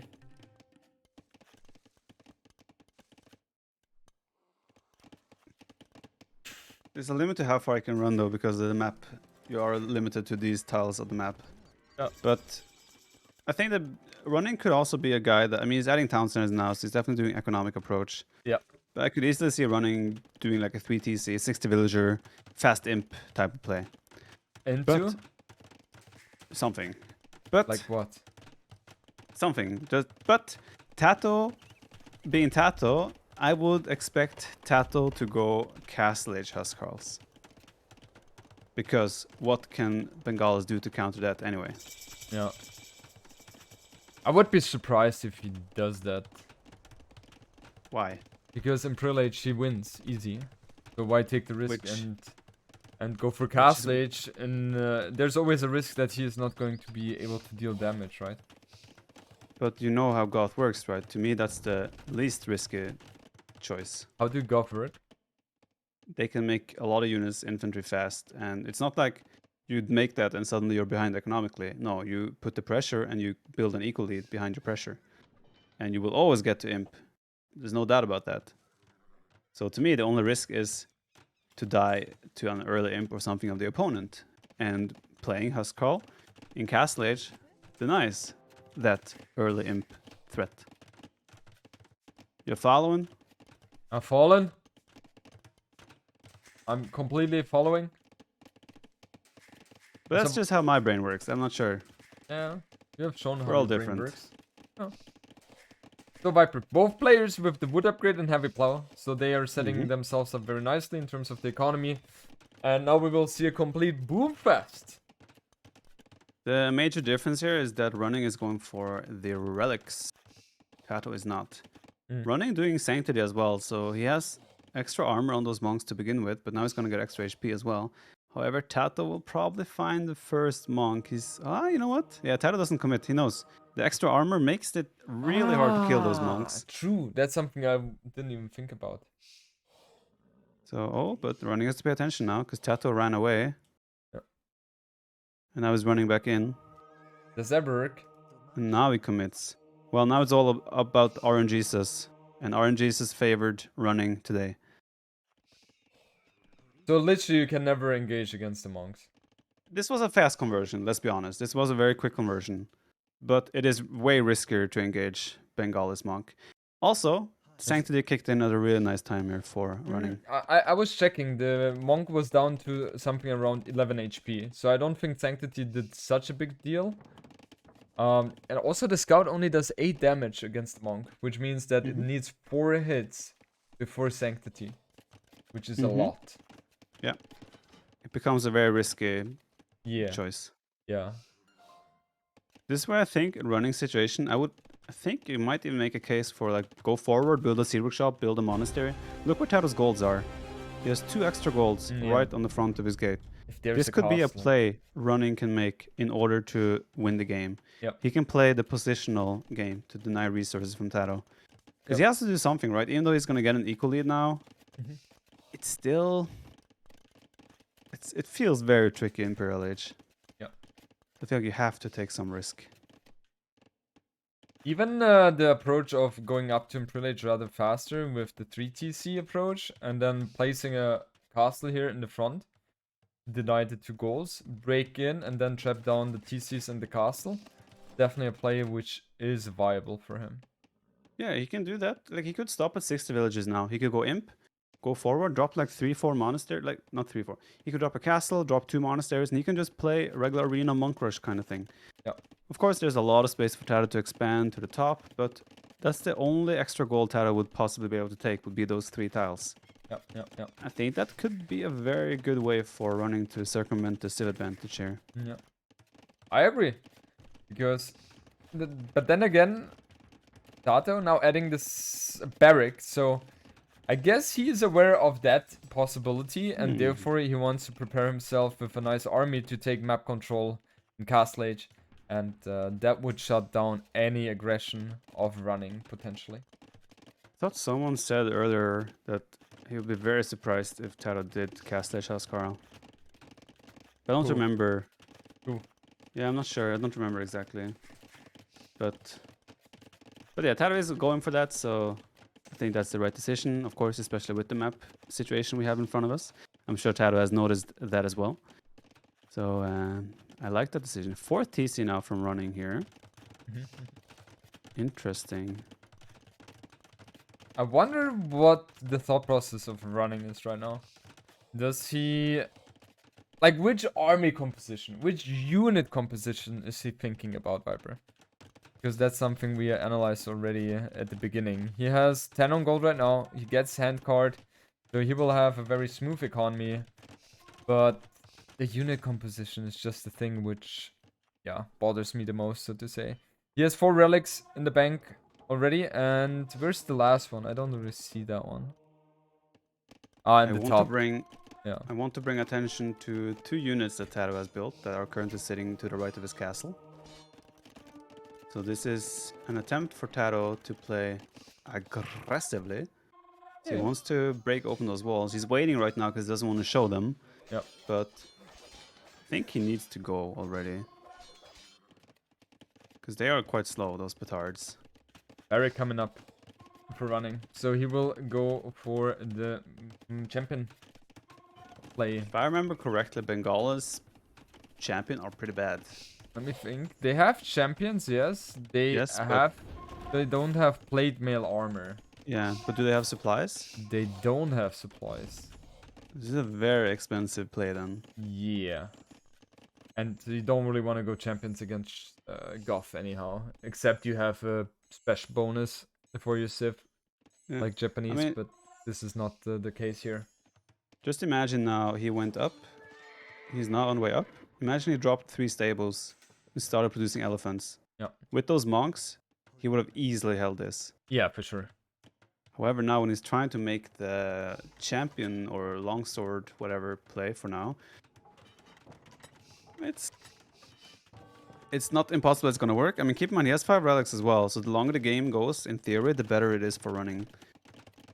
Like, if he survives and the game just lasts and lasts. Yeah. But that's yeah, I don't know. That's the risk as the Goth player, right? If you go for such a aggression in Castle Age, it just sets you back so hard. Nice reaction by running so far. The petards keep Assuring?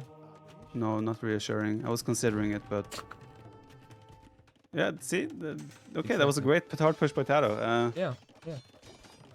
That's kind of shut down now. Viper, that's why I never go for those kind of aggressions, because they are so easy to shut down.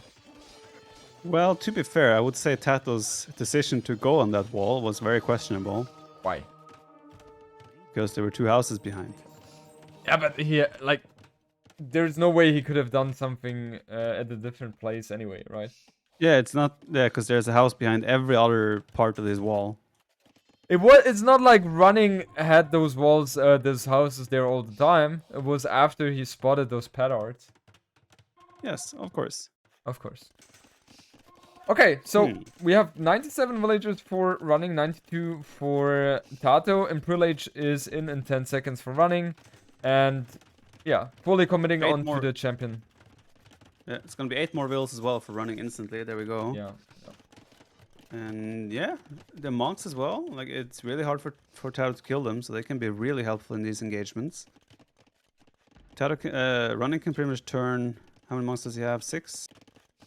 He can turn 6 of those units against TaToH, and then suddenly running can take a very overwhelming fight. Yeah. And if running can follow this up with a good castle position, maybe TaToH could be in big trouble. And look at the villagers; they're moving out.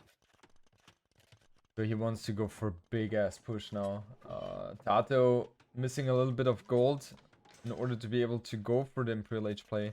And he has 2 petards in the front, but those petards are not going to be able to crush through those fortified walls, right? You need 3 if I'm not mistaken. I think so. Yeah, so they are not going to achieve anything there. And on the other side, left, we have 200 swordsmen there. However, the army numbers heavily in favor of TaToH there. I think for running to win this fight, he needs 6 conversions and more. He needs... Oh, the castle gets denied as well. Wall the right-hand side. Running could have walled the right-hand side. Yeah, now this is looking like a really dicey fight here for running. Yeah. TaToH with the numbers. He should be so thankful that he went for Huskarls in Castle Age, because otherwise he would not have been able to defend this, probably.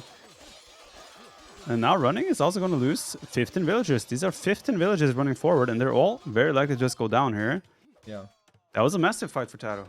That was an absolutely great fight for him, and yeah, as you say, apparently castle play was saving him there. And yeah, champions is in right now, but he only has 13 champions on the field right now. And yeah, TaToH with a beautiful economy is going to be able to spam those units like there's no tomorrow. I don't understand why running went so aggressive with such few units here. If he built up 20, 30 champions and then moved out, TaToH has no answer whatsoever to that army until TaToH is imp. I think running didn't know that TaToH didn't go imp yet and was committing so much, right? So I understand why running wanted to force the issue, but obviously we have the, how did you say, the eye view, the falcon the eagle view? perspective. Eagle perspective, yeah. And yes, but yeah? considering that your opponent just tried to blow up your wall and spam you with Huskarls, wouldn't you expect there to be a lot of units? No. Okay, well, people think differently. Thank you.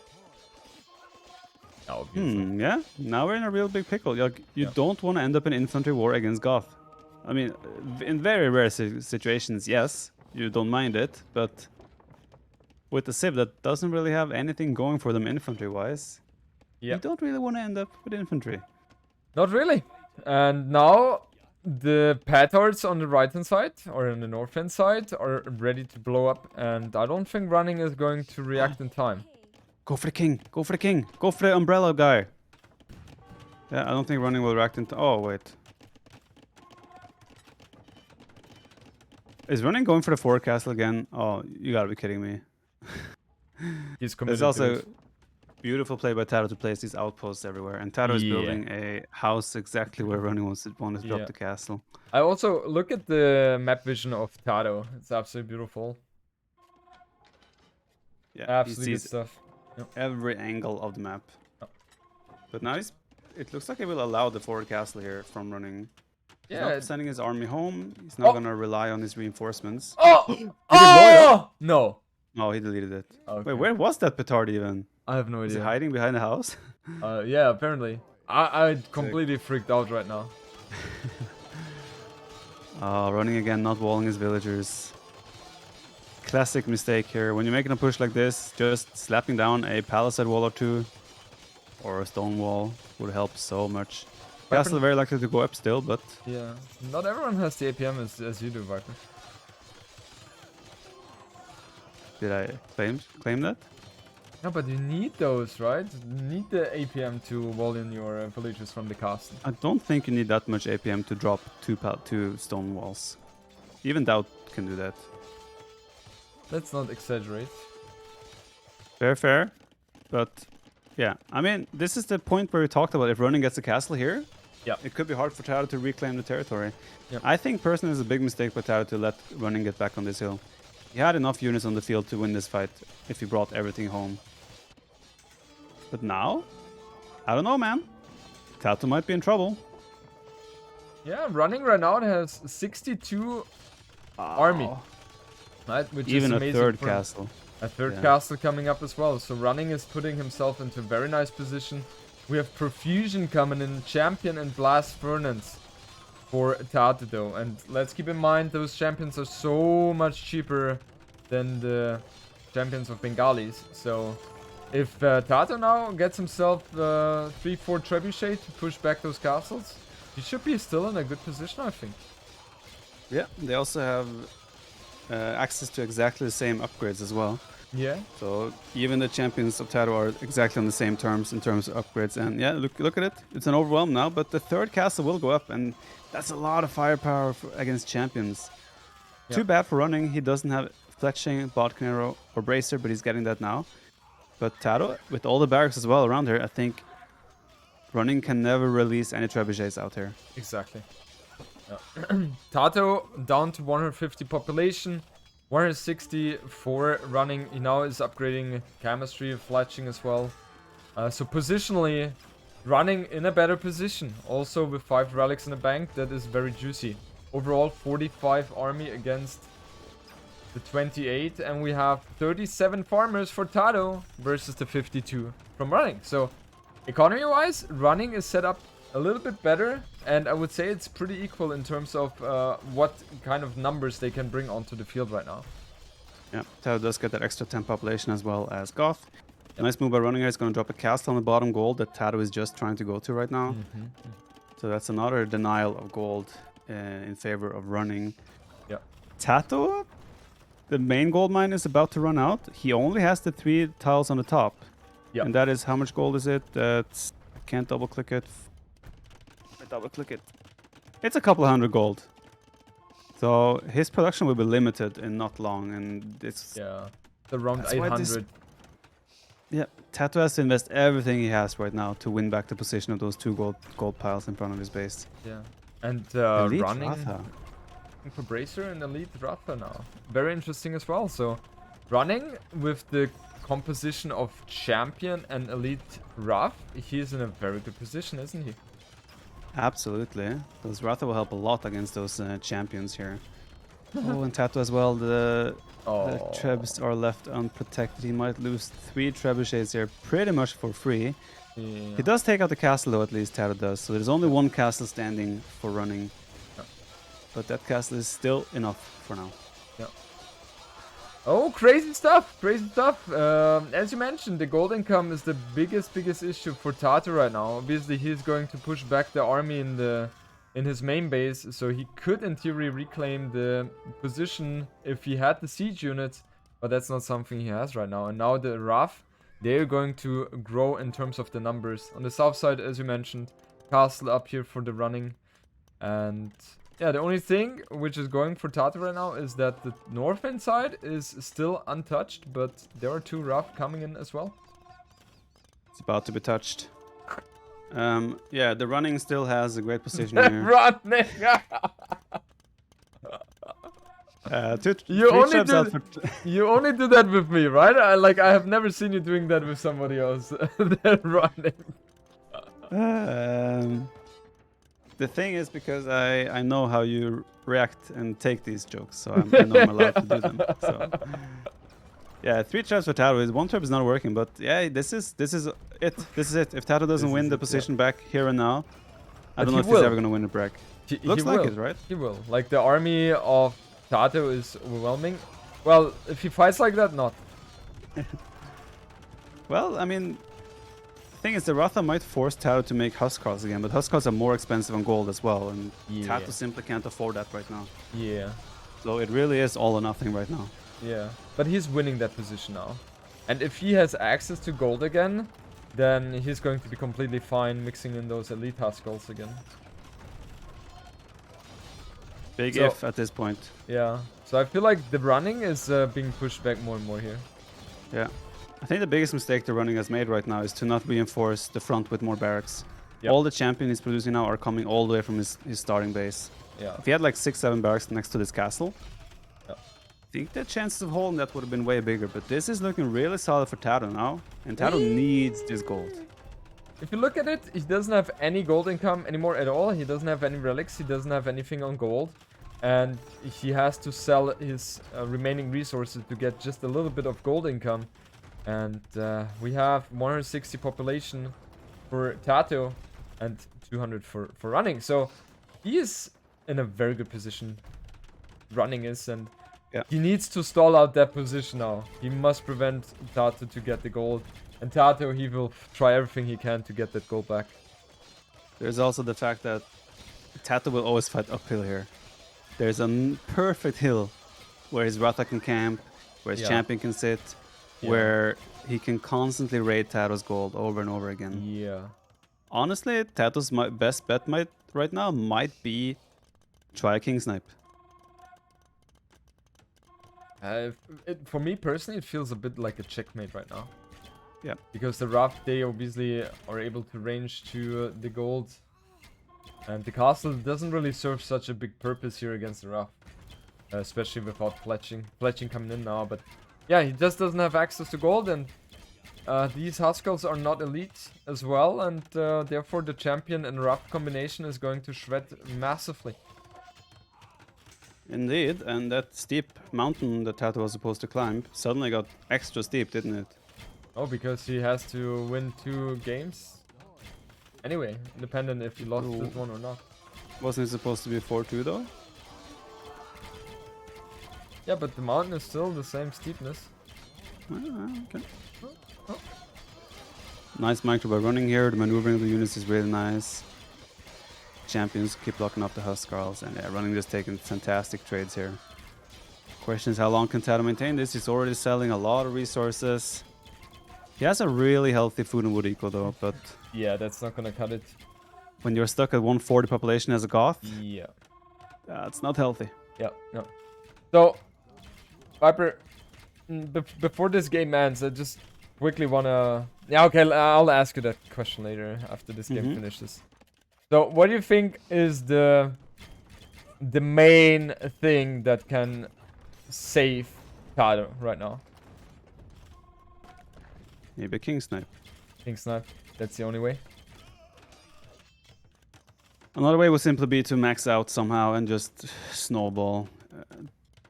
Mixing in a couple of skirms, nah, it feels wrong.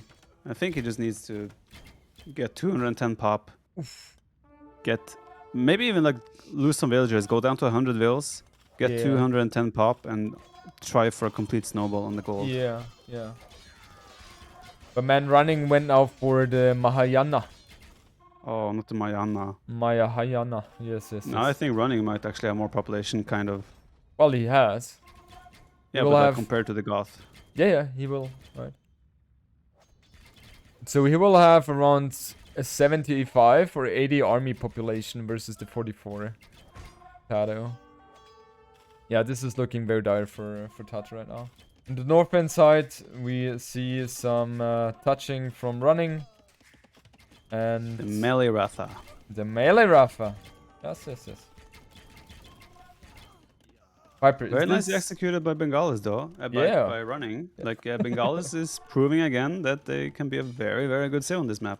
Yeah. And, like, when you don't want to pick Chinese against Bengalis, that says everything. How good Exactly. this civ can be on Fortress. Yeah. I think Viper, this is going to be the final fight of this game. Feels like it is, doesn't it? At least I hope so. Do you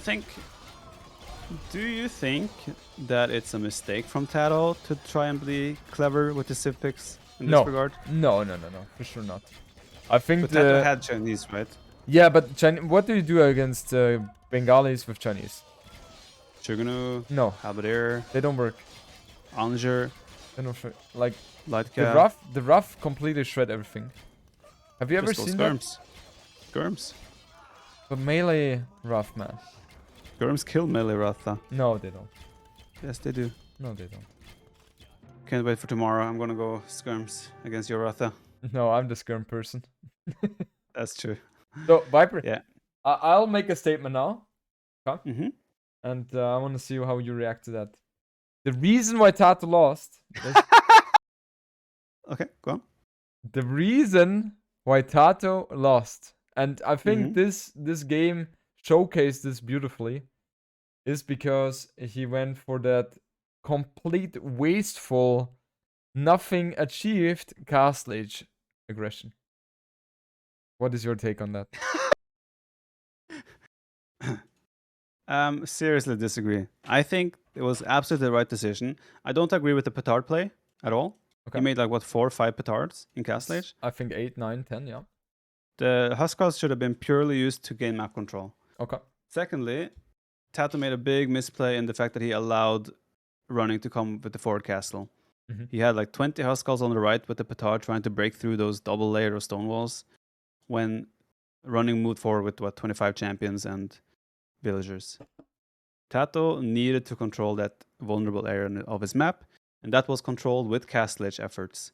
TaToH made way too many Castle Age units compared to what he needed to control the game because he was trying to break through.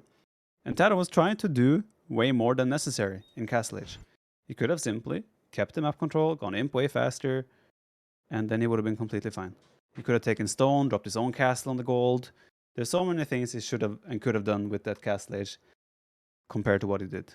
Okay, so you're saying the castle age play was good, but he should have not invested as much into the castle play, just getting a few Huskars out to get the map control.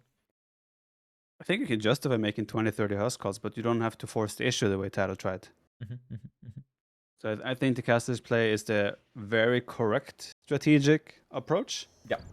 I can definitely reassure you of that. But I don't think the way TaToH did it was the best. Okay. I accept Very nice that. play by running, though. Yeah. I didn't expect the champion play to work out for him. And I also think it should not have worked out as well as it did. But yeah, TaToH, as you mentioned, did a little bit of a misplays, investing or over-investing into certain plays, which didn't pay off at all, especially thinking about the petards. And therefore, running was able to place 3 castles onto the goals. And yeah, that kind of broke TaToH's neck, but also beautiful usage of the map of running. Very, very nicely done there. I think as well, like, you're already giving up 5 relics in TaToH's position. Yep. You cannot also give up map control. Yep. You cannot give up both of them. Yep. Aren't you the person who likes to go for both? I like both, but like you pointed out, not everyone has the APM for both.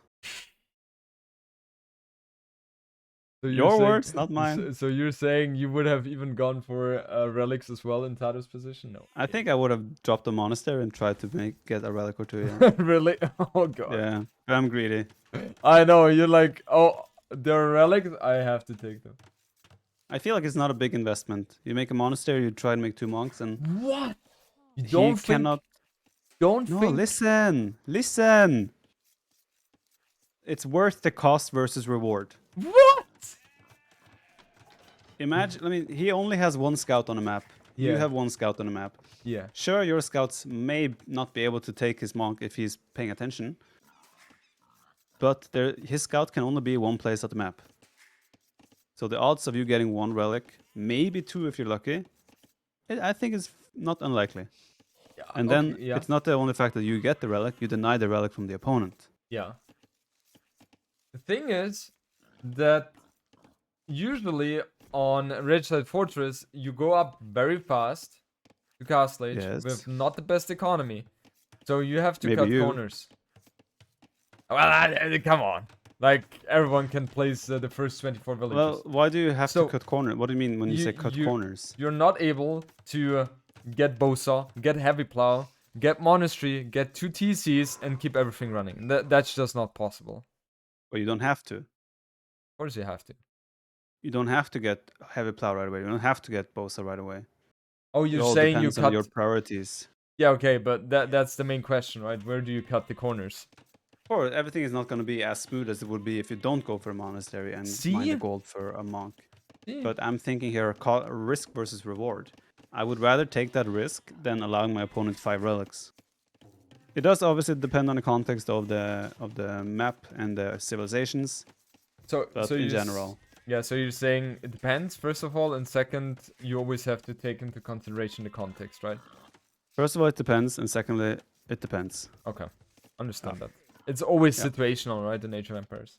Yes, that's the beautiful thing about the game. Yeah. There's not a right answer. Like some games, it will look stupid. Some games, it will look like really good value. Yeah, yeah. Thank you for teaching the viewers, Viper. You're welcome. Always happy to help the viewers. Yeah. So, I'll send you the invoice later. okay. €5 per hour, right? 500, right? Is that what you said? Yeah, it's almost the same. I'm not listed on the website for coaching, but I'm I not have surprised my by own that. fees. Sorry, what was that? I'm surprised, but I'm not surprised by that. Why? Because I don't think anyone wants to be coached by you anyway. Why do you always beg for my knowledge then? Not because I can handle it, but just imagine a random guy be like, "Oh, Viper, my idol, my hero. I want to book a coaching session with him," and then he sees how you act in front of me, and he's gonna be like, "No, I cannot take that smack talk." Well, I'm obviously I not wouldn't gonna act like this to them. Oh, you wouldn't. I Why do respect you? them probably. So you're saying that I get so much smack talk because I don't get any respect from you? That's not what I'm saying. You What are keep you saying saying? the words, so you're saying, as if that's what I'm saying. That's not what I'm saying. What are you saying then? I'm saying what I'm saying, the words I'm saying. I'm not saying any other thing than what I'm saying. Yeah, so give me a how do you say a summary of what you were saying. Honestly, at this point, I don't remember what we're talking about. Me as well. Whatever. I wanted to ask TaToH's lumber camp. Did you see how it was placed? Yeah. 1 sec, I can quickly rewind. Yeah, you should go all the way back. Yeah, I see it. Do you like it? Yeah. Oh wait, never mind. I'm stupid. Never mind. Are you Ignore it. Are you thinking you should have placed it more toward the left-hand side? No. When I looked, there was 2 tiles free behind the lumber camp, but obviously he cut them first. So I thought he misplaced the lumber camp and left 2 tiles, but he just actually chopped them. If I was close to you right now, I would give you a clapping in order, like, well spotted, Viper. Okay. Running has 3 on gold, even though it doesn't have loom. What's the problem with that? I mean, you don't need that much gold for a fast castle build. He He's will also die. going market blacksmith, so no stable. TaToH doing the barracks. TaToH wants to play the stable to compete for the relics. We haven't Also, talked about the sim matchup, I by was the way. about to say the same thing. We have Hindustanis for running and Byzantines for TaToH. What do you think? Let's think. So Byzantines, if you get to like Cataphract and Arbalest Skirmisher, I don't know if Hindustanis have many things to counter that. Byzantines is probably the civ with the most viable options in the game to play. Yeah. And I feel like Byzantines could be a really good counter to Hindustanis. What do you feel, Jordan? I'm thinking hand cannoneers and hussar play for Indian or Hindustanis could be very good against Byzantine. What do you think, Viper? Because the hand cannoneer have very strong potential against the cataphract, and the hussars are going to shred off the skirms. Well, I wouldn't go Cataphracts if my opponent was going Hussar or hand cannoneers. What would you do? Well, Arbalest? probably Halb, Skirmisher, and Arbalest. And Seed Ram. Yeah. Overall, Byzantines should be better in late game, I would assume. But the early stages, Hindustanis are much better because of the better boom. Villages are cheaper. Yeah. Hindustanis definitely have early edge in many ways. Yep. But as the game goes on and they have to spread their wings into the tech tree, I think Byzantines have way more going for them. Yeah. But that is given the context that TaToH doesn't fall behind early on. TaToH is committing on 3 scouts here. And while running is going for the pure boom. Yeah. Thing is, Dangerous. TaToH sees the lumber camp and running as well. So yeah, I've played a couple of hidden hideouts in my career, and I've never had that instance that you are so close to each other. Yeah. Yeah. Well, the question is, who does anything here? Like, you don't want to build a TC there because that can be hit by mangonels from the other side. Yeah. So the question is, do they just keep chopping? Do they pull back? Do they make a monk and like try to convert and be annoying? Or do they just let it happen? I think they will just let it happen, and at one point they will pull it out. Pull it back. Interesting decision by running. He's actually going monastery. Without stable. Without stable. He even has 5 villages on gold. Yeah. Buying food. That is very very strange, I feel, because the likelihood on this map that your opponent goes for the stable play is very high. Yeah, I personally really dislike running's approach right now. Like, it's like fast up and then you go for monastery and then your eco isn't great. Yeah. Sure, you have heavy plow and bosa, but it feels like, oh, he's actually going with the monk to the wood line. Ah. Wait, did he? I feel like it's a very clown thing to do to try and pull off a monk rush through the middle now, but like, it's gonna take forever. It's going to take way too long. He's probably gonna get a conversion here though. He should, right? That conversion is so long. Whoa, that was on the brink of not getting one. Do you build a monastery in here? That would be hilarious. No, but you won't. You won't. You see the stable. You should build. Honestly, you should build a stable there and make like 2-3 scouts. Yeah. Like whenever the monk comes in. Yeah. Oh, TaToH trying to block off the scout of running, but he's not going to be successful in doing so. And yeah, running keeps his scout alive, so that's a very nice move by him. Ooh. And 30C should be coming up for. Oh! What? Man. Well, it was a really long conversion, to be fair. Yeah, but still, I would. You're not supposed to get conversions onto the scout so fast. I think that one was long enough where I'm not surprised it happened. Okay. Because he was converting a long time before TaToH even pulled back. Yeah. We have 33. Yeah, I would say, yeah. I think running is off to a very good start. Yeah. Which is not too surprising with Hindustanis. Hindustanis are always going to have a bit of a better start in the beginning against Byzantines. It's more about how the game shapes off and how both players are trying to approach this one. Yeah.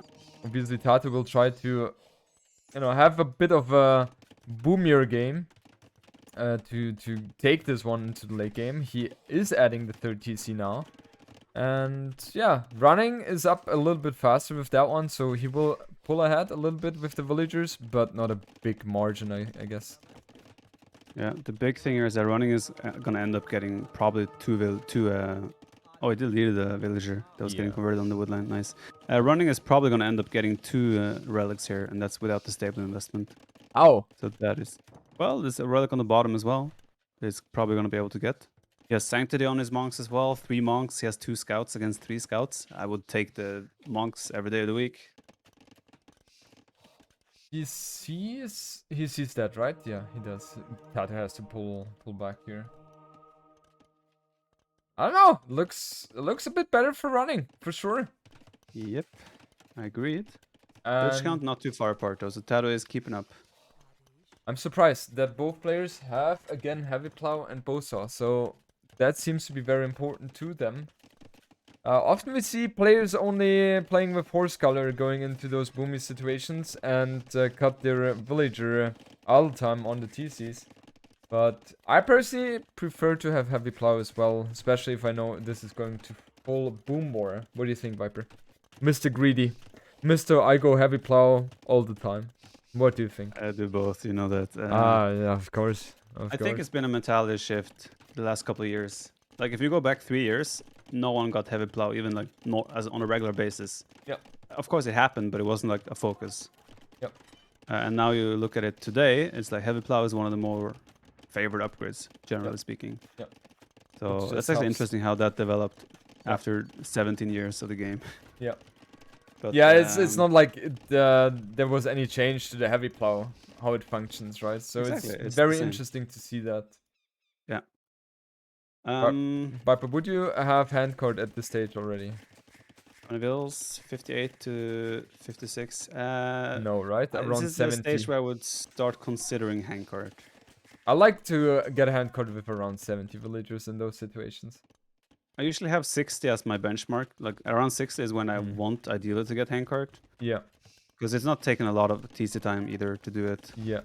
But it's also something that when you're just on the automation and macroing, it's not easy to always remember or pay attention to that.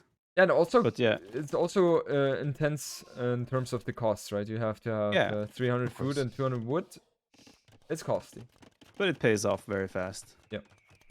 But I would definitely have wheelbarrow at this stage, but TaToH is going Imperial Age instead, so he's going for a fairly quick imp follow-up here. Yeah.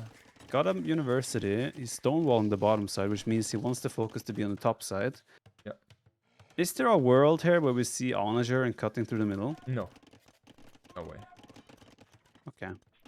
Not TaToH. Not TaToH. Yeah, TaToH dropping a range on the top side, so he will definitely make his push happen from there. Running though, also gonna go for the very quick Imperial Age. So it's only gonna be a minute apart. And I think that's a very good decision from running here. Viper, after all the investment early on, running is going to have the third relic as well. That's crazy. TaToH doesn't see it though, I think. Insane. Yeah, TaToH doesn't see it. Bit unlucky. Yeah, he assumes it at this point, I guess, because he was sending out the monk there. But he obviously knows that the running scout is there, so that's why he brought his scout as well. With 2 monks, however, there's nothing TaToH can do. The running will end up with 3 relics after not investing as much resources compared to TaToH. And I'm a little bit surprised that running doesn't have a bigger village elite here. Yeah. Well, the third TC came later, right? He went TC, Monastery, and the Eco upgrades. So the third TC came fairly late, I would say. But now he's sending villages forward to castle drop, and this is so good for running. He's going to be able to drop the castle on top of those ranges. Yeah. This is so bad for TaToH. Yeah. This is super bad for TaToH. Those 3 archer ranges is such a big investment at this stage of the game. Exactly, and they're completely useless now. Maybe the one in the back is going to be able to produce, but the ones in the front, no chance. And the thing is also, he will have Golem now. The access to, at least. I don't think he's going to commit on that, but yeah, he has the access. Yeah, this is looking, I have to say, looking dire for our boy. Yeah, sure. Running playing extremely well. Yeah, good. Yeah. TaToH did add a 4th town center though, so his economy should catch up and surpass running very fast. So if TaToH can now stall a bit and draw the game out and get to that 200 population, he still has good chances. It's only 1 relic though apart, so not the end of the world here for TaToH. TaToH sending 2 vills on the bottom as well to wall further forward, just passing that monk. That's good for him. There's no resources on the bottom though. That's actually very strange. Yeah. Is everything half on the has top this. apparently? Yeah, and in the back of their bases. Very strange. No. TaToH going for Arbalest. So I think right now running could easily justify just making like 15 Gulam and skirmishers and make it happen from there, but Yeah. it's dicey. So chemistry comes in for running out, and he has archer ranges. So we will see the hand cannon play from running, and yeah, I think that is exactly the unit he should go for. And adding hussars in the meanwhile. Oh, TaToH deleting all these farms, so now it's open. And I wonder who gets the walls up faster in the south side. Have walls. Did I say farms? No way, right? If you say so. Yeah. Oh, he gets Shatakani. Shatagni. Yeah, Shatakni. 9 range hand cannons. Honestly, I think it's broken. They already get +1/+1 armor for free on the hand cannons as a civ bonus. To get +2 range on hand cannons as well. I mean, that armor is also for bomber cannons. Like, dude, just give them +1 range. That's still a solid boost. Oh, relic was denied, by the way. TaToH might end up with 3 relics. Wow. TaToH, go! TaToH, send the Monka! Oh! Viper, at this point I have to ask, are you biased? No. Unbiased caster. TaToH, there's a monk there. Wall it, do something. TaToH! Uh-oh! Do something! I told you he gets all the 3 relics. It was clear from the beginning. Ah, Tati. I told you so. I told you so. I told you so. No. So. Remember this one? It's not over. It's not over. Let's go. Oh, the no. light cav is coming in. No. He will Imagine throw he it. gets He will throw it. Yeah, TaToH has to keep it open though, yeah. Oh! Sag. Very sag. Oh. Alright, so where does the game go from now? I mean, nothing changes. It was just some excitement about the relic. TaToH building a range on the left side. He could start trying to pull running apart with multitasking. That's something where you would imagine TaToH has a little bit of an edge considering their preferred maps in playstyles and tournaments. Yeah, 100%. But it is TaToH is actually entering hand cannoneer war against a guy that has +2 range. Yeah, that's usually not a good thing to go for. And Elite Gulam now will hit the fray pretty soon as well. So that's going to be very tough for TaToH, who right now focus a lot onto hand cannoneer and skirms. Yeah, it's just, I don't know. I would say the setup is a little bit better for running, but obviously TaToH, I see him as the better player, and therefore, especially with the multitasking on the south side, he is going to be able to have potential here to do something.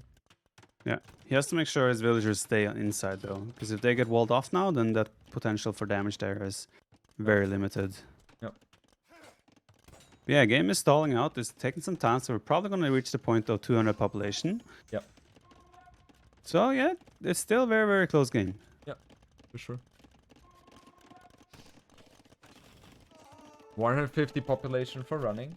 165 for TaToH. So TaToH has the lead there. Also going for Bracer now. And I'm a little bit curious now what running decides to play. So he will play or build a castle here on the south side.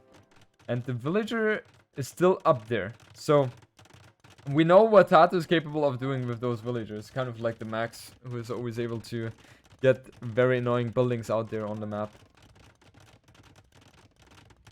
TaToH is, yeah, probably along with the Max that you mentioned. TaToH is probably the other guy that loves doing those types of shenanigans. Yeah. Maybe Elix as well, but I would say TaToH and the Max are the ones that do those the most commonly. Yeah, if Lix gets to feudal age, then he does it as well. Special Nomad. How well are Gulams against hand cannoneers? I guess they have also to get on shred top them. of them. Yeah, have to get on top of them. Oof. Yeah, you don't want complete shred. TaToH did manage to snipe one bomber cannon though. Like, running has kind of switched away from hand cannoners for now. He's like stopped at 10 hand cannoners and now he's making kind of only Gulam. Oh, he is using 5 bomber cannons here to kill a few buildings in the middle, and he has onagers on his way as well. So Ooh. maybe Viper, maybe he will use that to cut. So TaToH's game plan right now is essentially hold on the top with the units he has and potential reinforcements. Yeah. And then try to make something happen through the middle. And I mean, the farming eco of running, I don't think he has a great food eco, to be fair. No. Only Needs 34 around on food as Indian or Hindustanis. Yeah. It's not a lot. He needs around 60. He had a big fight there. All the Gwilm disappeared, man. All the Yeah. Gwilm disappeared. Yeah. And the bomber cannon disappeared as well. Yeah, TaToH is doing so much better of a job in terms of handling and yeah, just using his units, right? Yeah. Running is very much tunnel visioning now. Third Yeah. castle on the top, Yeah. which doesn't really accomplish anything else than the No. other 2 castles. Yeah. And he hasn't built an outpost. There's nothing in the middle. Like, after losing all those buildings in the middle, I would become a little bit suspicious. Yep. And consider maybe I should add an outpost or 2 to see what's going on. Mm. But TaToH Onager is out now. There's a big fight on top, obviously, so we'll see how much attention he can put to the cutting. But right now, TaToH doesn't really have the units, though, to defend and cut. And also, if he wants to cut the middle, usually you want to cut the middle if you have like hussars to raid, but it's not like TaToH has that right now. It will be, Yeah. if he goes through the middle, it will be a slow and steady push. And I don't think he will gain too much from the cutting, but let's see how it's going to look like. And right now, population-wise, it looks very equal. 160 for both players. And what? Another Castle Viper. Another one. This is like, he didn't only double down or triple down, he's like quadrupling down on this position. He feels Yeah. that this position is what wins or loses the game. Yeah. That's potentially positive for TaToH, who's now opened the gate in the middle. There's 5 bomber cannons going through. Running can now see it. He's also sent 8 skirms and 6 hand cannons to join the army through the middle. And Townsend is going down. This is going to be such a big disruption to Running's economy, food economy in particular. Yeah. And Running, so far, no reaction. All his focus is on his tunnel visioning super hard right now to the top. Yeah. And that's maybe one of the biggest weakness which Running has. He's doing those... You know, sometimes he's focusing very hard on certain situations or positions in the game. And then neglecting the macro a little bit in terms of looking at different parts of the map. He is sending back now 16 Gulam from the top. I'm not sure if that's going to be enough to clean everything up, but if he does clean everything up, that's a lot of value lost from TaToH here as well. Yeah. But look at Running's economy now. He has It's 0 5. food in the bank. Yeah. Nothing. Yeah, and 5 on gold. He has to rush up a market or get. Yeah, he doesn't have anything to trade with as well. Wow, TaToH is going to lose a lot of resources here in the middle, though. Oh, 5 bomber cannons, the most expensive unit in the game. This is Yeah. 2,500 resources down the drain. Yeah. Gore suddenly like close by 1,000. He Yeah. lost another 2 bomber cannons on the front as well. Wow. Running is taking amazing engagements here, even though he did suffer heavy economic damage. Yeah. I still prefer to be in TaToH's position, but the Running has definitely... Another castle! What? What is the other one? Quintuple or quad? Oh, wow. I thought 6 it is quintuple. What is 5? Is it quintuple? I think 6 is something with 6, right? Quadruple. Well, quintuple might be 5 then. I If think 6 is something with 6. Yeah, sextuple. Yeah, quintuple is 5, right? Quintuple, hextuple. Hexatuple. I have never You seen know so what? many castles in one spot. That's why I never used that. But Running's economy is in a complete shambles right now. Yeah. He has 9 on food, he has 39 on wood, and he's still taking damage on the bottom. Like, Yeah. Running is in a position where this push, it's all or nothing, pretty much. Yeah. The only thing going for Running is that he did take amazing trades on the top. He did get a lot of ground there. And by doing so, he also took out a lot of production from TaToH. If Running can now take this time to buy time for himself to actually stabilize his economy, and he will probably lose the ground on top. Actually, 2 relics as well exposed now. Running could have 5 relics here. But the economy damage was done. Running is making enough farms now. He's gonna have eco up and running soon. But I don't know which way this is gonna go now. I think I prefer TaToH's spot. Yeah, 100%. 100%. I think TaToH has no chance to lose this game anymore, honestly, because running is down to 130 population, economy in shambles, and he's going to lose the first castle in the front of the quintuple, and it's not going to be the last one. Hextuple. Oh, it's No, 5. it was quintuple. It's quintuple, yeah. Well, if you count the castle in his base, doesn't matter. No, I don't. Yeah, that's typical Viper, right? Like, every single time you want to challenge me. No matter what. Even though it's totally useless. You just want to challenge me. Absolutely. Running did manage to wall off the middle now, but he will have to live with the knowing that TaToH has Onager. It could be opened at any second here. Yeah.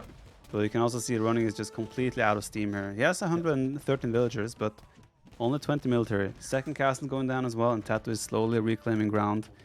Looks like TaToH actually pulled it off. He pulled it off, and the relics for running are not functioning. Right? They're at his true. base, but they're not functioning. And now running is forced to switch into the Hustler play, but I don't think that one is going to provide him too much safety. Also, does he have... I mean, he has 64 farmers now, so at least he really fixed his economy, you can say. Yeah. But I guess Hustler spam now... Yeah, Hustler spam would probably do well against the current composition, but look at TaToH's resources, 7k wood. TaToH could argue going camel. Yeah, running calls it anyway. Yeah. And TaToH makes it happen. We're going to the decider game. Oh, boy. Viper! All right. This map I've never seen before. This is the first time I see it. Oh, this is the first time you see that? Really? Yeah. What's it called? Zong. Zong. Yeah, true. I mean, I've seen it. I checked the map pool, but I haven't seen it played. Yeah. I think I've seen it being played out once. ACCM played it against... Maybe even... Who did he play against? I don't know. Doesn't matter. However, what do you think about that map, Viper? And how would you, specifically you, as the best player in the world, approach that one? Why do you keep calling me that? I'm not. I feel kind of like offended when you say that. Why? Because what are you basing it on? The last... What year do we have? 2022? When did I beat you? Last 10 years? You have been that kind of person? Well, you can say... Then you can add the 10 years to make it make sense. Oh, everyone knows that, right? Anyway, so you can make monks from the shrines, right? You can, yeah. But you cannot drop relics in there. Yeah, apparently you can make monks even... What? No. I don't know it, but apparently... Can you or can you not? Don't think you can. I'm pretty sure you can't. You know, a wise person once told me, his name is Freddy, told me... Oh, Freddy. Thinking is not knowing. I think you can only make priests. I don't think you can drop relics, but I might be wrong.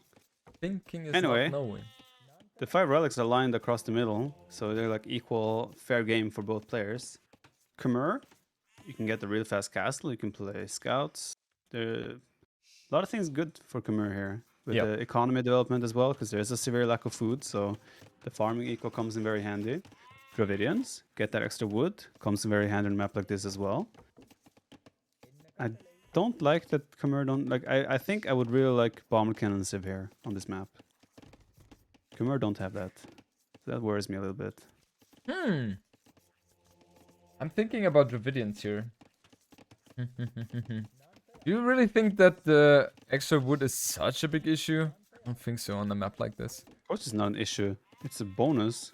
Oh, but I mean, does it have such a huge impact? Because I would understand it if you would come with that on maps like, let's say, Atacama, where you're really short on wood. But on this one, you have a lot of wood to gather from. Well, it helps in just that open, because you will have to go outside to get wood at some point. And I mean, I don't know how the game plays out here, but obviously I wouldn't pick Dravidians here on this map because I get the wood bonus. Yeah, that's what I'm wondering. Like, yeah, it definitely helps. I'm just wondering, what is TaToH's strategy with Dravidians here? I'm wondering. Was on to feudal age, 23 vills. He It's a did make a fast castle. priest. Yeah. The priest has 5 range, so that's not amazing. But I'm wondering, can you drop relics into the shrine in Castle Age? Don't think so. You don't think so? No. Let's see. I think it has to be monastery. I think he just wants to bring relics into his base already. But this is so risky though, right? Feudal Age is well around the corner for both players. If the scout finds this, that priest is never going to convert. No. It's just going to insta-die. I think it has 4 range, if I'm not mistaken, right? 5. Like that. 5 range, yeah. Like I just said 45 seconds ago. Yeah, do you really think I'm listening to you? Nope. You're only watching with your Hawkeye. You needed Oh, to go TaToH that gets the first hit here. Good start for TaToH. They could obviously run back and heal up and things like that, so... running sees the monk now. He opts to run away. Oh, does he really want to bring... I guess if TaToH starts fighting the monk, then he will lose his scout, won't he? Yeah, Oh, it's bad for this. TaToH. I that's would so never do bad for this. TaToH. Oh, why would he do that? At this Why point, you would you just run back. commit? Just run back. What he just did was... See, he now drops a barracks as well. He went market blacksmith, but now he realized, oh shit. Yeah. And now he has to drop a barracks as well. Yeah. See, this is why he went wood for Dravidians, to get that extra wood for the barracks. I'm thinking Chimera obviously much smoother, right? You don't need the barrack there. You can go for stable right away. Yeah. And you go for a Castle Age right away. You don't need to spend 2 villagers in Feudal Age to go up. So obviously going to be up to Castle Age much faster. And with the farms, that's very smooth as well for Chimera. So in general, I like the approach for Chimera a little bit better in terms of the early stages, but them lacking bombard cannons is going to be potentially a big problem for them. Yeah. I just don't understand why TaToH would commit with his scout there. Makes no sense for me. And like he's making spearmen now as well, but spearmen, Yeah. priest will convert them. They can't do anything. Yeah. I guess he's hoping for a lucky catch of the scout or something, but even then you could expect the scout to be fully healed at this point. I don't know. I feel like TaToH really did a bloopsie with that What is the bloopsie? blooper. Ah. Okay, TaToH is trying to be cheeky here on the left side. If you can grab that relic and actually get 2 out of 5 relics here, that's a massive win for TaToH, considering the circumstances. Yeah, let's see if he's capable of doing that. Oh, So relic is picked up. running doesn't have the confirmation, but yeah, okay, he knows that there's something going on, right? And now he sees the relic now for the monk. Convert TaToH! Well. And now the spearmen as Whoa. well, easy conversions. Yeah. I mean, if they engage, it's only 5 range, so... No. Yeah, this should be 4 relics for running. TaToH does have a scout out now, though, so he could start competing for the relics a little bit more. I think he will completely ignore the one on the left-hand side and fully focus on the one on the right-hand side. That's how it looks like. Should. And Might meanwhile, try to use the spearmen, though, to pick up the left one. They are kind of sneaking around. yeah, but I don't think it's going to be beneficial long term. Like, no, you cannot engage into that. There's no chance. Oh, I agree. 30 HP, I mean 6 damage. Oh, he's blocking with the spears and coming in with the scout. That's a nice move.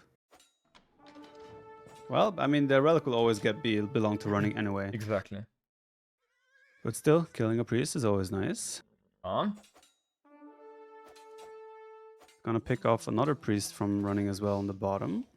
The scout might make it out alive. So TaToH is still making some good moves here, even though he did waste his scout initially. 2 TCs for both.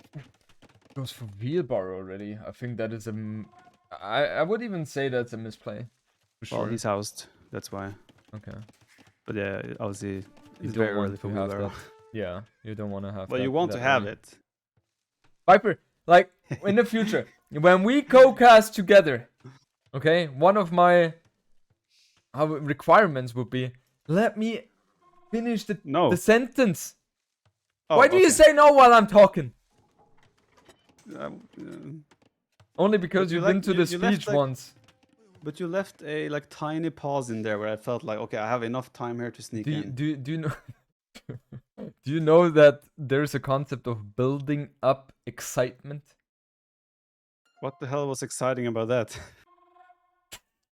Only because you don't have taste doesn't mean anyone does not have taste. What is happening here? Why is running not taking the last I have relic? no idea. I have no idea. Why is he? He has 6. You will get that one eventually, right? He Oh, has he 6 should. light cap Yeah. against 3 scouts. And yeah, there's no way that he can win this one. No way. At this point, if you're in TaToH's position, you don't really want to grab that relic as well, right? Because you know you need that monk.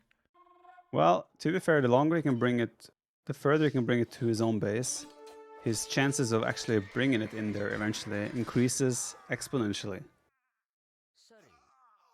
But Is it exponentially? I would not say that. well, the chances are way bigger now than they were. That is true. There's a monk coming out now. Is the priest 100 gold as well, or is that 50? I have no idea. I really have no idea about that one. Does he get the monk kill? Nice blocking by TaToH. And he doesn't get the conversion. And keep in mind, TaToH doesn't have like, okay, never mind. Light cap going up now for TaToH, so 40 more seconds without. And yeah, scouts are a little bit faster than the light cap. I really wonder who's going to win the fight for the relics. I think it should be Khmer. I think so. Should be a bit smoother for them. Running also did husbandry now, so those light cap are extra juicy on his end.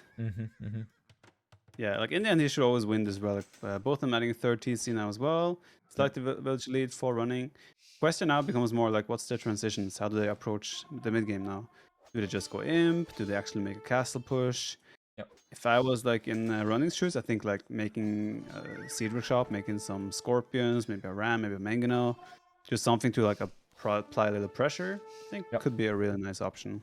Yeah, especially with Khmer, you're just a little bit more versatile with the transitions, so that's something you want to take advantage of and you know, force your opponent to spend a little bit more resources than you would have to. 4th TC has been added. No, it's the 3rd TC from TaToH on top. Like I just said a minute ago. I just wanted to reassure the comment you made, Viper. My comment doesn't need reassurance, but you can reassure us, the audience. But the comment doesn't have feelings. You don't need to reassure it. Oh, reassuring is something related to feeling? Really? Not necessarily feelings, but like if I'm like you're like it's like you're telling someone like, oh, you don't have to worry about that, right? No, it's gonna be fine. Or like I tell you, yeah, I did not leave the oven on when we left the house. And I like, yeah, I reassure you that like you can reassure someone of that. Okay, now I understand it. Okay, I think. Okay. Yeah. I gotta say, could be wrong. The way running is engaging into the situations, or let me phrase it a different way, TaToH, the way he's handling those situations, I think they're amazing. He's really blocking the army really nicely, and yeah, he's getting the relic closer and closer to his base, Viper. Yeah, but he is 7 vills behind, and after all this investment, he has still 1 relicless.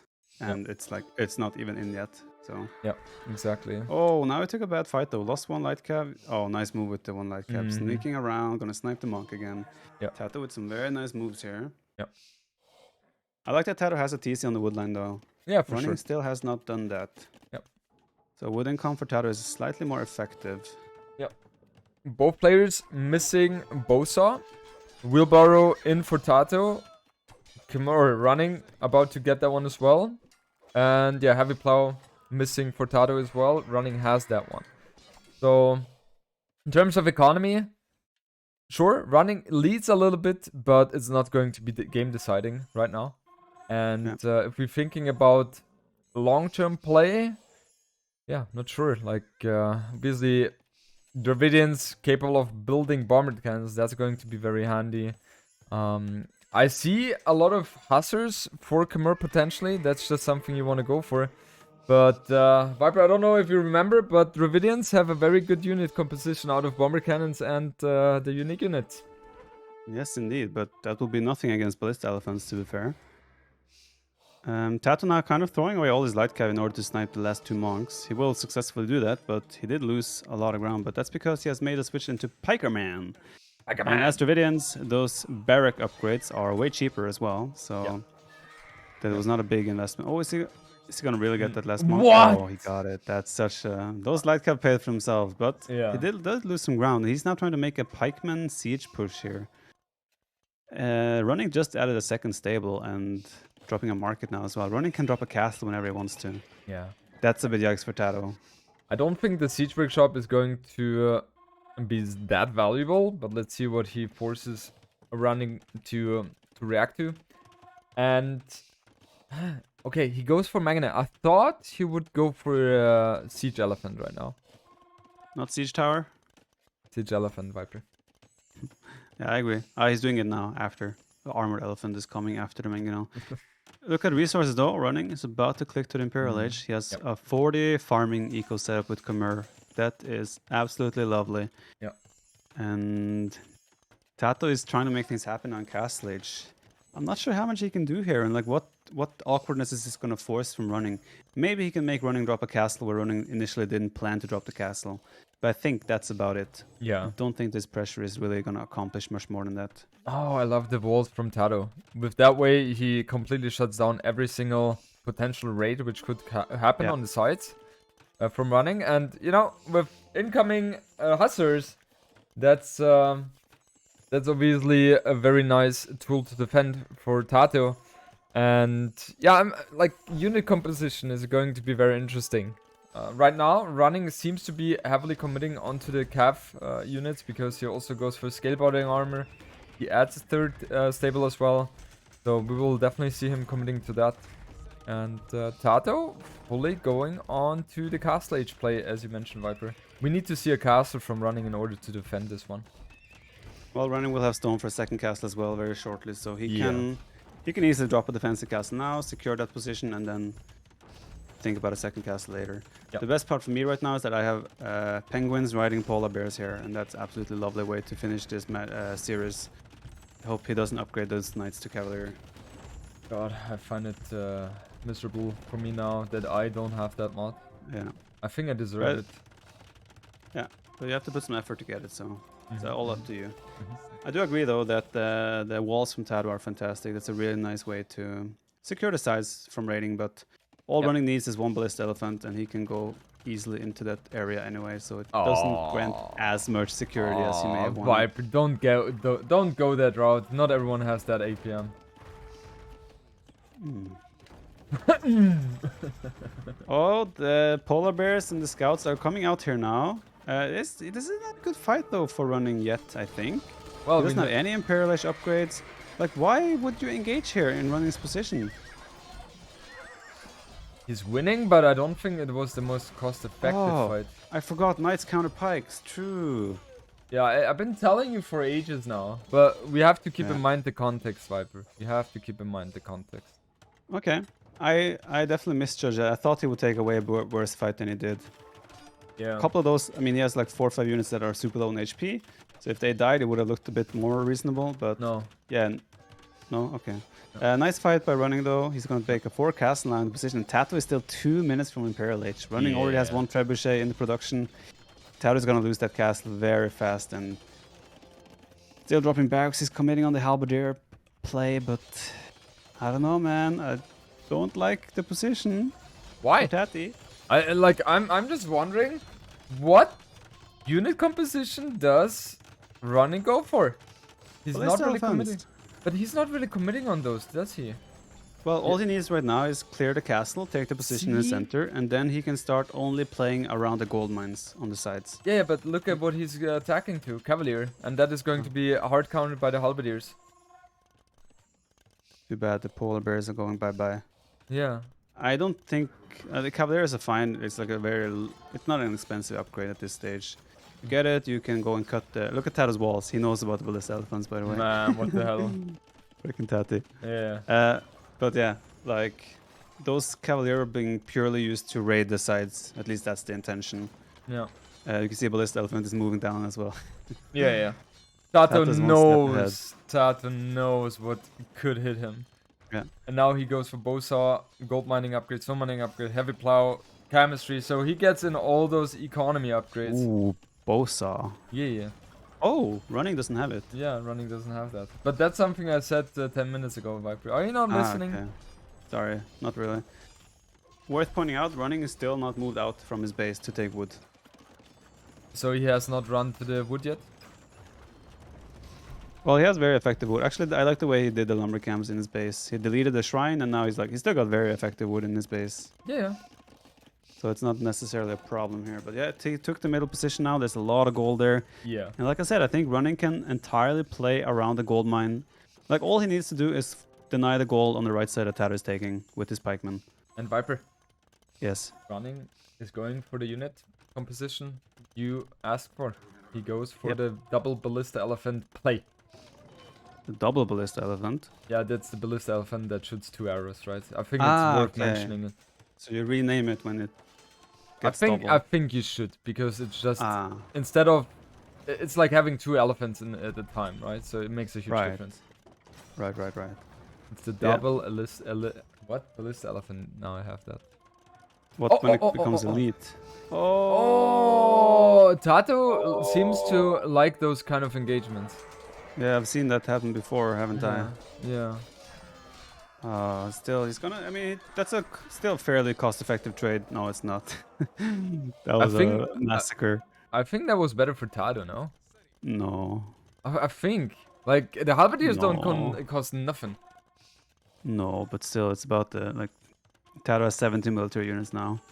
He has bomber cannons out though, to be fair, but he's still going full halberdier bomber cannon, and that's.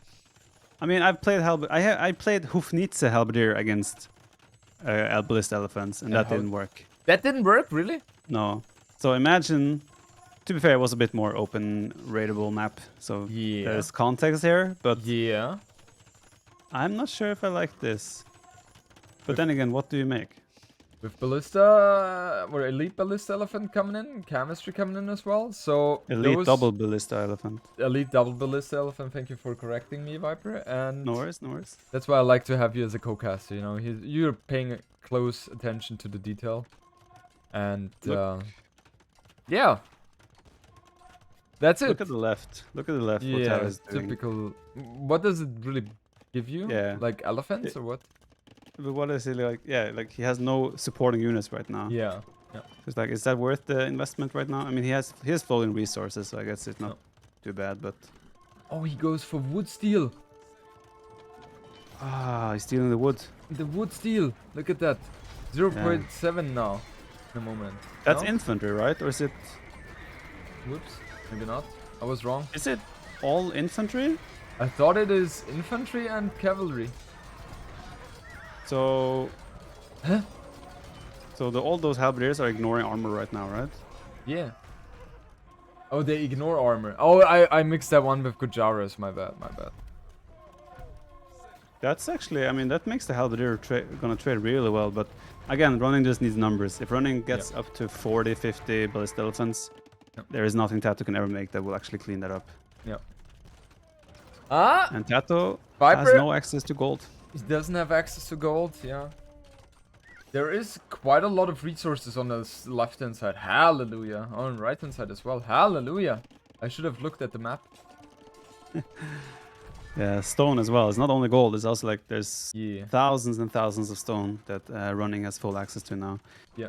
TaToH making bomber cannons on the side and now dropping a barracks. It feels like it feels so soft. I get what he's trying to do, but he needs like more oomph to actually make something happen there. What do you mean by soft and oomph? Oomph is like power, you know. He has no.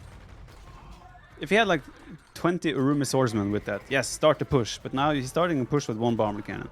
Oomph. But yeah, oomph. So, Anyways, yeah. let's focus on the front. It's still 20 ballista elephants. You see those halberdiers don't get close.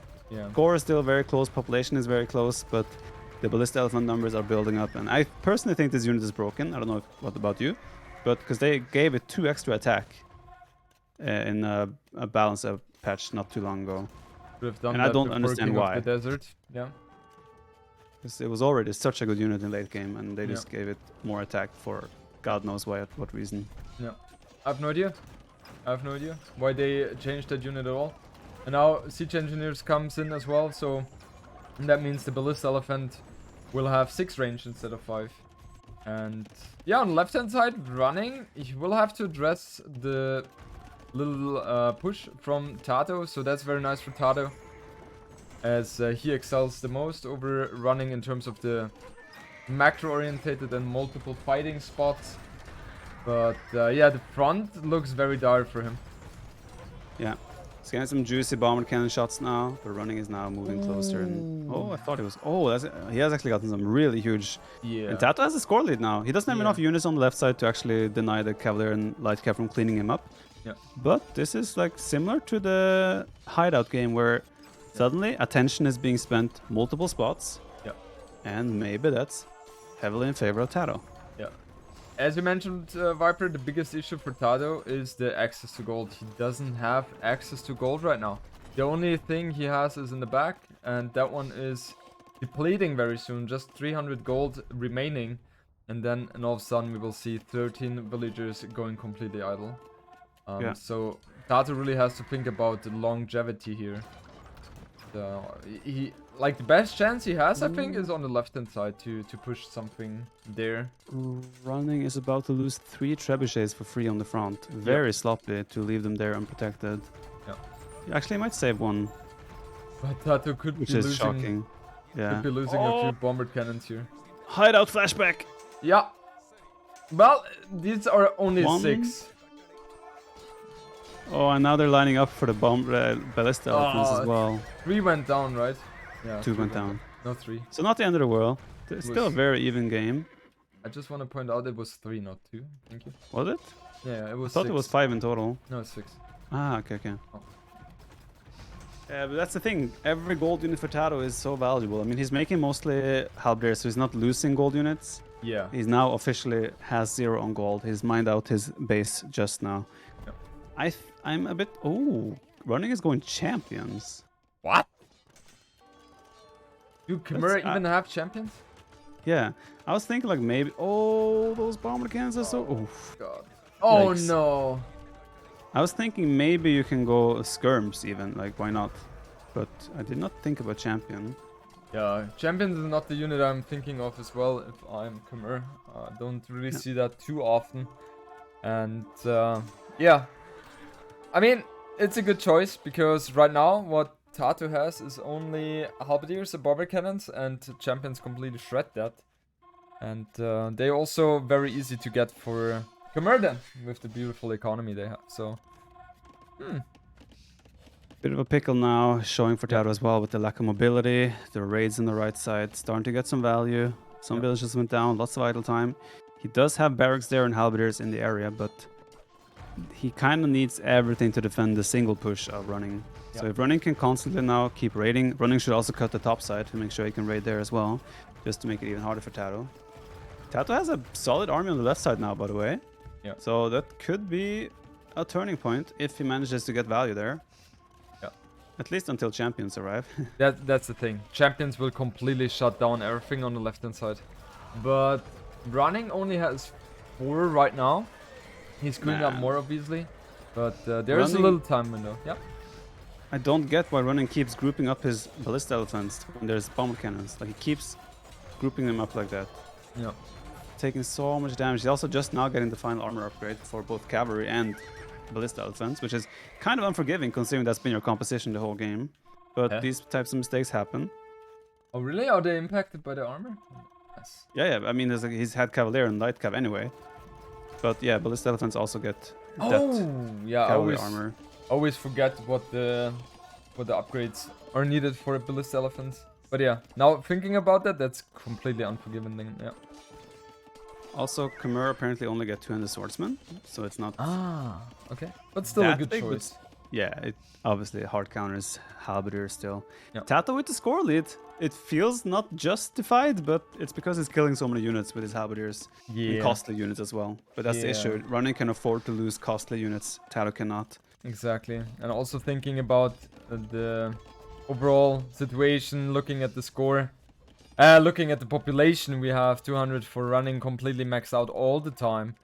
And TaToH on the other side, sitting on 160 population, trying some quick walls to save himself a bit more, but I just think overall running has the better position, and it will not take too much time for him to close this one out, I suppose. Yeah, Tati tried to expand on the gold on the left side as well. Running saw it and denied it immediately. Tatu even trying to do a TC on the top. That's also not going to be, or on the left side, it's probably not going to last very long. Yep. Yeah, it's just like, but that's the thing. Tatu might be looking at score and feel hopeful. Yeah. But he obviously knows that he's in big pickle considering the gold situation. Yeah.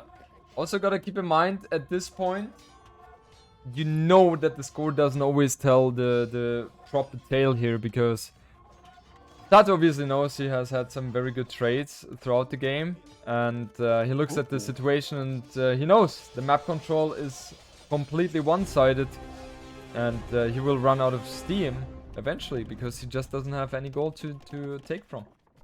Yeah, Tato did just sell a lot of wood. He's been banking a lot of wood for the last couple minutes, and the wood price of it's actually really good. So he should just, I don't know why he's not just burning that bad boy all the way down right away. Yeah. Because there's still a couple of trades until it becomes bad, so... Yeah. And if someone knows how to trade wood for gold, then it must be Tato, Mr. Force Nothing expert. Look what Tato is upgrading right now. Oh. I don't personally see where champions contribute. Yeah. It feels a bit strange to me, but Yeah. it's cheap upgrades, I guess. Provisions, you know? How do you feel about... Yeah, it's too late anyway, but the combination of halberdiers and onagers should be pretty nice, right? I think, honestly, considering Tato's situation, it will be too expensive for him. Yeah, of course, but at the early stages, when he still had access to gold? Yeah, maybe. Because onagers, as far as I know, are not the worst against the ballista elephants as well, right? Well, those elephants are so tanky. Like, look at the bottom now as well, the gold. Tato tries to get onto gold, but just doesn't work. Yeah. Ballista elephants are extremely tanky, so if you do good micro and spread them, you will still kill onagers. But yeah, like, considering the circumstances, it may have been one of his better options, for sure. Yeah. Now you're making champions against ballista elephants, and it's like... Yeah. Yeah, I don't know. Yeah. That's just not going to be too successful. Okay, so 160. So Tato obviously does an amazing job to keep his population still up high. However, he's losing more and more ground. Also, the left-hand side has been completely pushed away by running. And the full focus is on the front side of Tato. And that's exactly where running wants to be right now. Yeah, running has also reached a stage where he feels like the snowball situation shall commence. And he's now just steamrolling every single unit he's making right into the middle. Yeah. And yeah, it's at this point it is a question of time. Tato is struggling to max out as well. He doesn't float that many resources anymore. He just used the remaining price of the market that was. Yep. And he's trying to make 200 swordsmen, but it's like, again, there are so many ballista elephants there, and running can make those for days because he still has access to thousands and thousands of gold. Yeah, that's just so much, right? Do you, Viper, see a world where Tato can climb back this this mountain? If it is a world, if there exists a world where Tato can climb back this steep mountain, it is not the world I'm living in, unfortunately. I like the way you phrased it. Yes. Yes. This might be the final fight. Like I said, running now. Tato's gonna win this fight and get the score lead. That's the funny thing. Yeah. But the fact that running can do this just tells you everything about the situation we're in. Yeah. Oh, he's nice going to wall. Tato. Oh, that's lovely. Running was trying to drop a forecast, by the way, but he's like, oh, this fight went way worse than I thought. So he's changing his opinion now, dropping the castle on the bottom just to 100% deny any gold income from Tato. As Tato suddenly takes like a 1,000 score lead. Oh, that's Tato's pretty... now maxed out. Yeah. I wonder what Tato thinks right now. Does he know that this is over, or does he think like, score lead, let's go. Let's keep on pushing. I see something going still. Really tough. Well, the castle from running on the bottom is being denied. Tato is running, also throwing away so many hustlers, just running into the base of Tato. Yeah. It looks like a counter push is happening, but I mean, if that castle gets denied completely by the bomb cannon now, yeah, it should never be. I don't know why running is making Hussar, by the way. I don't know why any of his population is being invested into Hussar right now. Yeah, that doesn't make any sense. Yeah. Hmm. But yeah, running is maxed out again. He can immediately start a counter push. TaToH probably now smelled like, maybe I can finally make his counter push happen, and like really went for it, but he got shut down really fast again. Yeah, and running now, finishing the top score again. On the left-hand side, he's been raiding as well, so he knows exactly, he's fully aware of TaToH trying to expand onto the gold. And Outpost obviously give him the full vision here. And I think we have a pause. Viper, if my analysis is correct. Yeah, your analysis is correct. I think this funny thing is that it all comes down to the castle age. No, a fuel age even here. When TaToH threw away his scout. Yeah. It made TaToH over-invest in castle age. Yep. And that's also why he had to give up the map control. Like, if he was up, let's say, same time to Imperial Age, he could have had bomber cannons, he could have had Halberd, he could have even maybe considered another unit. Yep. Arbalest, maybe. Yep. Something. But considering the feudal age snowballed into an overinvestment in castle age, he was just on a back foot from the get-go. And I mean, you could argue that TaToH might have a better civ in post-Imperial Age as long as the game is even. But the game wasn't even, that's the issue. Yeah, especially on a different map where the gold distribution is a little bit different, then you could make the argument that, you know, things could have worked out for him, but on this map, not so much. Gold is centered, and running did a good job taking that control early on. And from there, it was always a very uphill battle with a very steep slope for TaToH. Yeah, and we could see that from our Hawkeyes. TaToH is now trying to build a TC on the left. He's doing a seed workshop, barracks there again. So TaToH is absolutely showing fighting spirit here, which obviously we commend everyone for showing fighting spirit in decided games like this. Yeah. It's just a little bit hard to hype the game anymore because we both know it's over. Yeah, from our Hawkeye position, we know it's gonna be a real tough one. TaToH now trying sneaky move again at the bottom. 8 villagers trying to sneak their way over, see what they can find, but running as well has outposts everywhere and has full vision of everything that's going on. That's 4 barracks being dropped. Yeah, that's why I think that's one of the hardest things.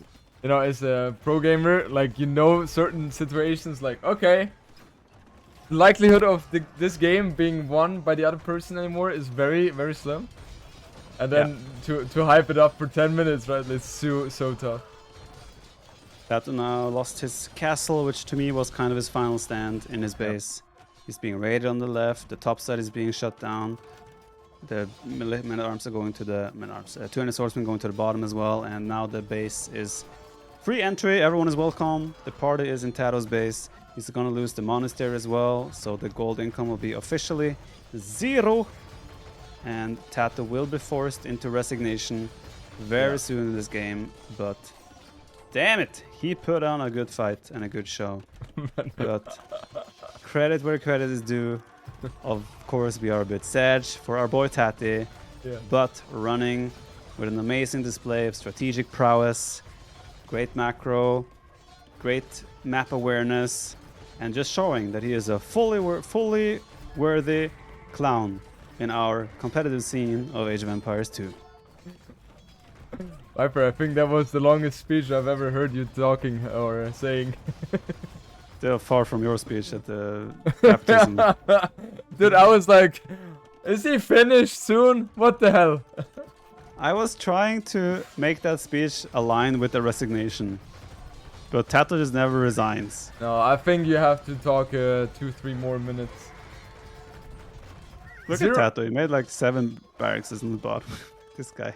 Yeah, he's like going ham. 0 on wood for running though, Viper. I smell some comeback potential here for TaToH. Like, he still has a very healthy population. I honestly think he can climb back here. Well, running is on wood again now on the top side. Okay, and running then he's lost. Yeah. Running still has food and gold in common. That's all he needs anyway. So it doesn't really matter. No. Yep. Yep. Viper, are we going to cast the second finals as well? Nope.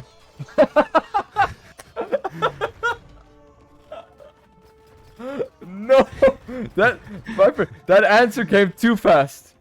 Why? I Like you wouldn't didn't cast- even consider it. Like you said the answer before I even finished my question.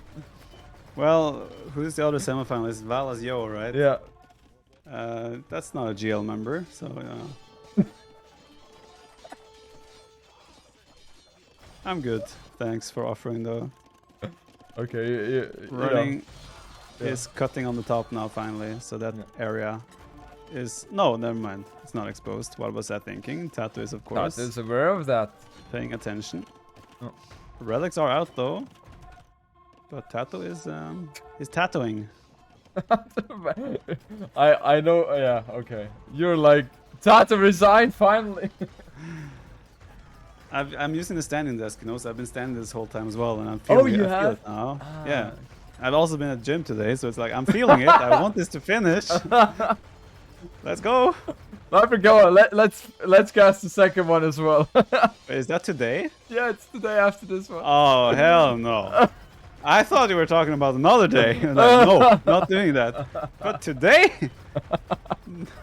Viper, come. Yeah. That would be so much fun. I cannot be bothered as well, but I think your pain is going to be bigger than mine. Hell no, brother. By the way, running now taking relics from TaToH, and he's building a castle now on the left side where, like, honestly, I don't see why running just did he should have done a castle on the wood line, like, on the left hill, where he's also touching the wood, kind of. Just to guarantee the win, right? Yeah. Why is TaToH still maxed out? Come on, TaToH. Like, I'm kind of cheering against him now. Let's go running. Come on. Fast. But I love to hear you suffering. It's so much fun. It is so much fun. Well, you know, my speech was supposed to be the end. I know. I was like, I know. the game is over. The speech is being had. We can finally all go back. We can go and eat, chill, watch the new episode of Lord of the Rings. Oh, fine. No, nothing. Why is TaToH maxed out still? Come on. Honestly, Viper, I think TaToH will... Okay, let's make a bet. I think TaToH will resign before 1 hour 10 minutes. I agree. Oh, you agree? Okay. Yeah, so it's not much of a bet, is it? But Yeah. okay, I think TaToH will resign before 1 hour and 30 minutes.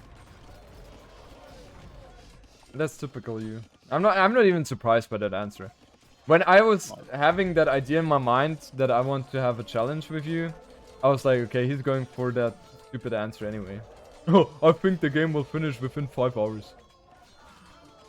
Well, I can't be bothered. Screw this. Okay. Come yeah, on. that means you're really drained out of energy. TaToH just killed like all the ballista elephants. I'm like, TaToH might have hope again. This is horrible. 150 pop though. I mean, come on, TaToH. He's building seed workshop on the top. He wants to make bomber cannon, push that castle. You know what the funny thing is? There's actually a tree in the wall of TaToH that running could just chop and go in. Oh. But yeah, it doesn't matter. Come on. 170 population. 170. Viper. TaToH is going to stay. Well, your bet is off anyway. You lost. Well, you lost as well. You said it's going to be Yeah. under 110. No, I did not. Man, I'm hungry. Why is he not resigning? It's not only hunger, it's my legs, bro. Come on. Come on, come on. TaToH, man. TaToH, man. Come on, Tati, man. Look at this. Yes! Yeah, I mean, Yes! oh, I'm so sad for He TaToH. made it. Oh, yeah, like, it's so unfortunate that he didn't make it, right? Like, Yeah. no. Let's not, our memes and jokes at the end there. Let's not talk Yeah. away. That was a really good performance from running. Really, really good. I'm very impressed by how well running has been playing, especially this tournament. I mean, he has always been extremely hard to play against throughout the last 1-2 years, right? But then he moved to Age of Empires 4 and came back recently. And ever since then, it feels like he stepped it up. So very, very nice execution. And now he goes into the finals against the winner of Valles or Mr. Yo. Yeah, indeed. I mean, running has always been a tough cookie on arena type of maps, closed maps, strategic Cookie. maps. Yeah. Yeah, tough cookie. Okay. So yeah, it's no surprise that a tournament like this, where running shines, especially given that his level has increased so much lately. No surprise that he finally now makes it to a final, grand final even, of a fairly prestigious tournament, I would say. It's a very sizable prize pool. I think it's $4,000 or $5,000, and taking out some big names along the way, such as Doubt, such as TaToH. Could you say he's a GL killer? I don't know. I feel like you're done, Jordy. With what?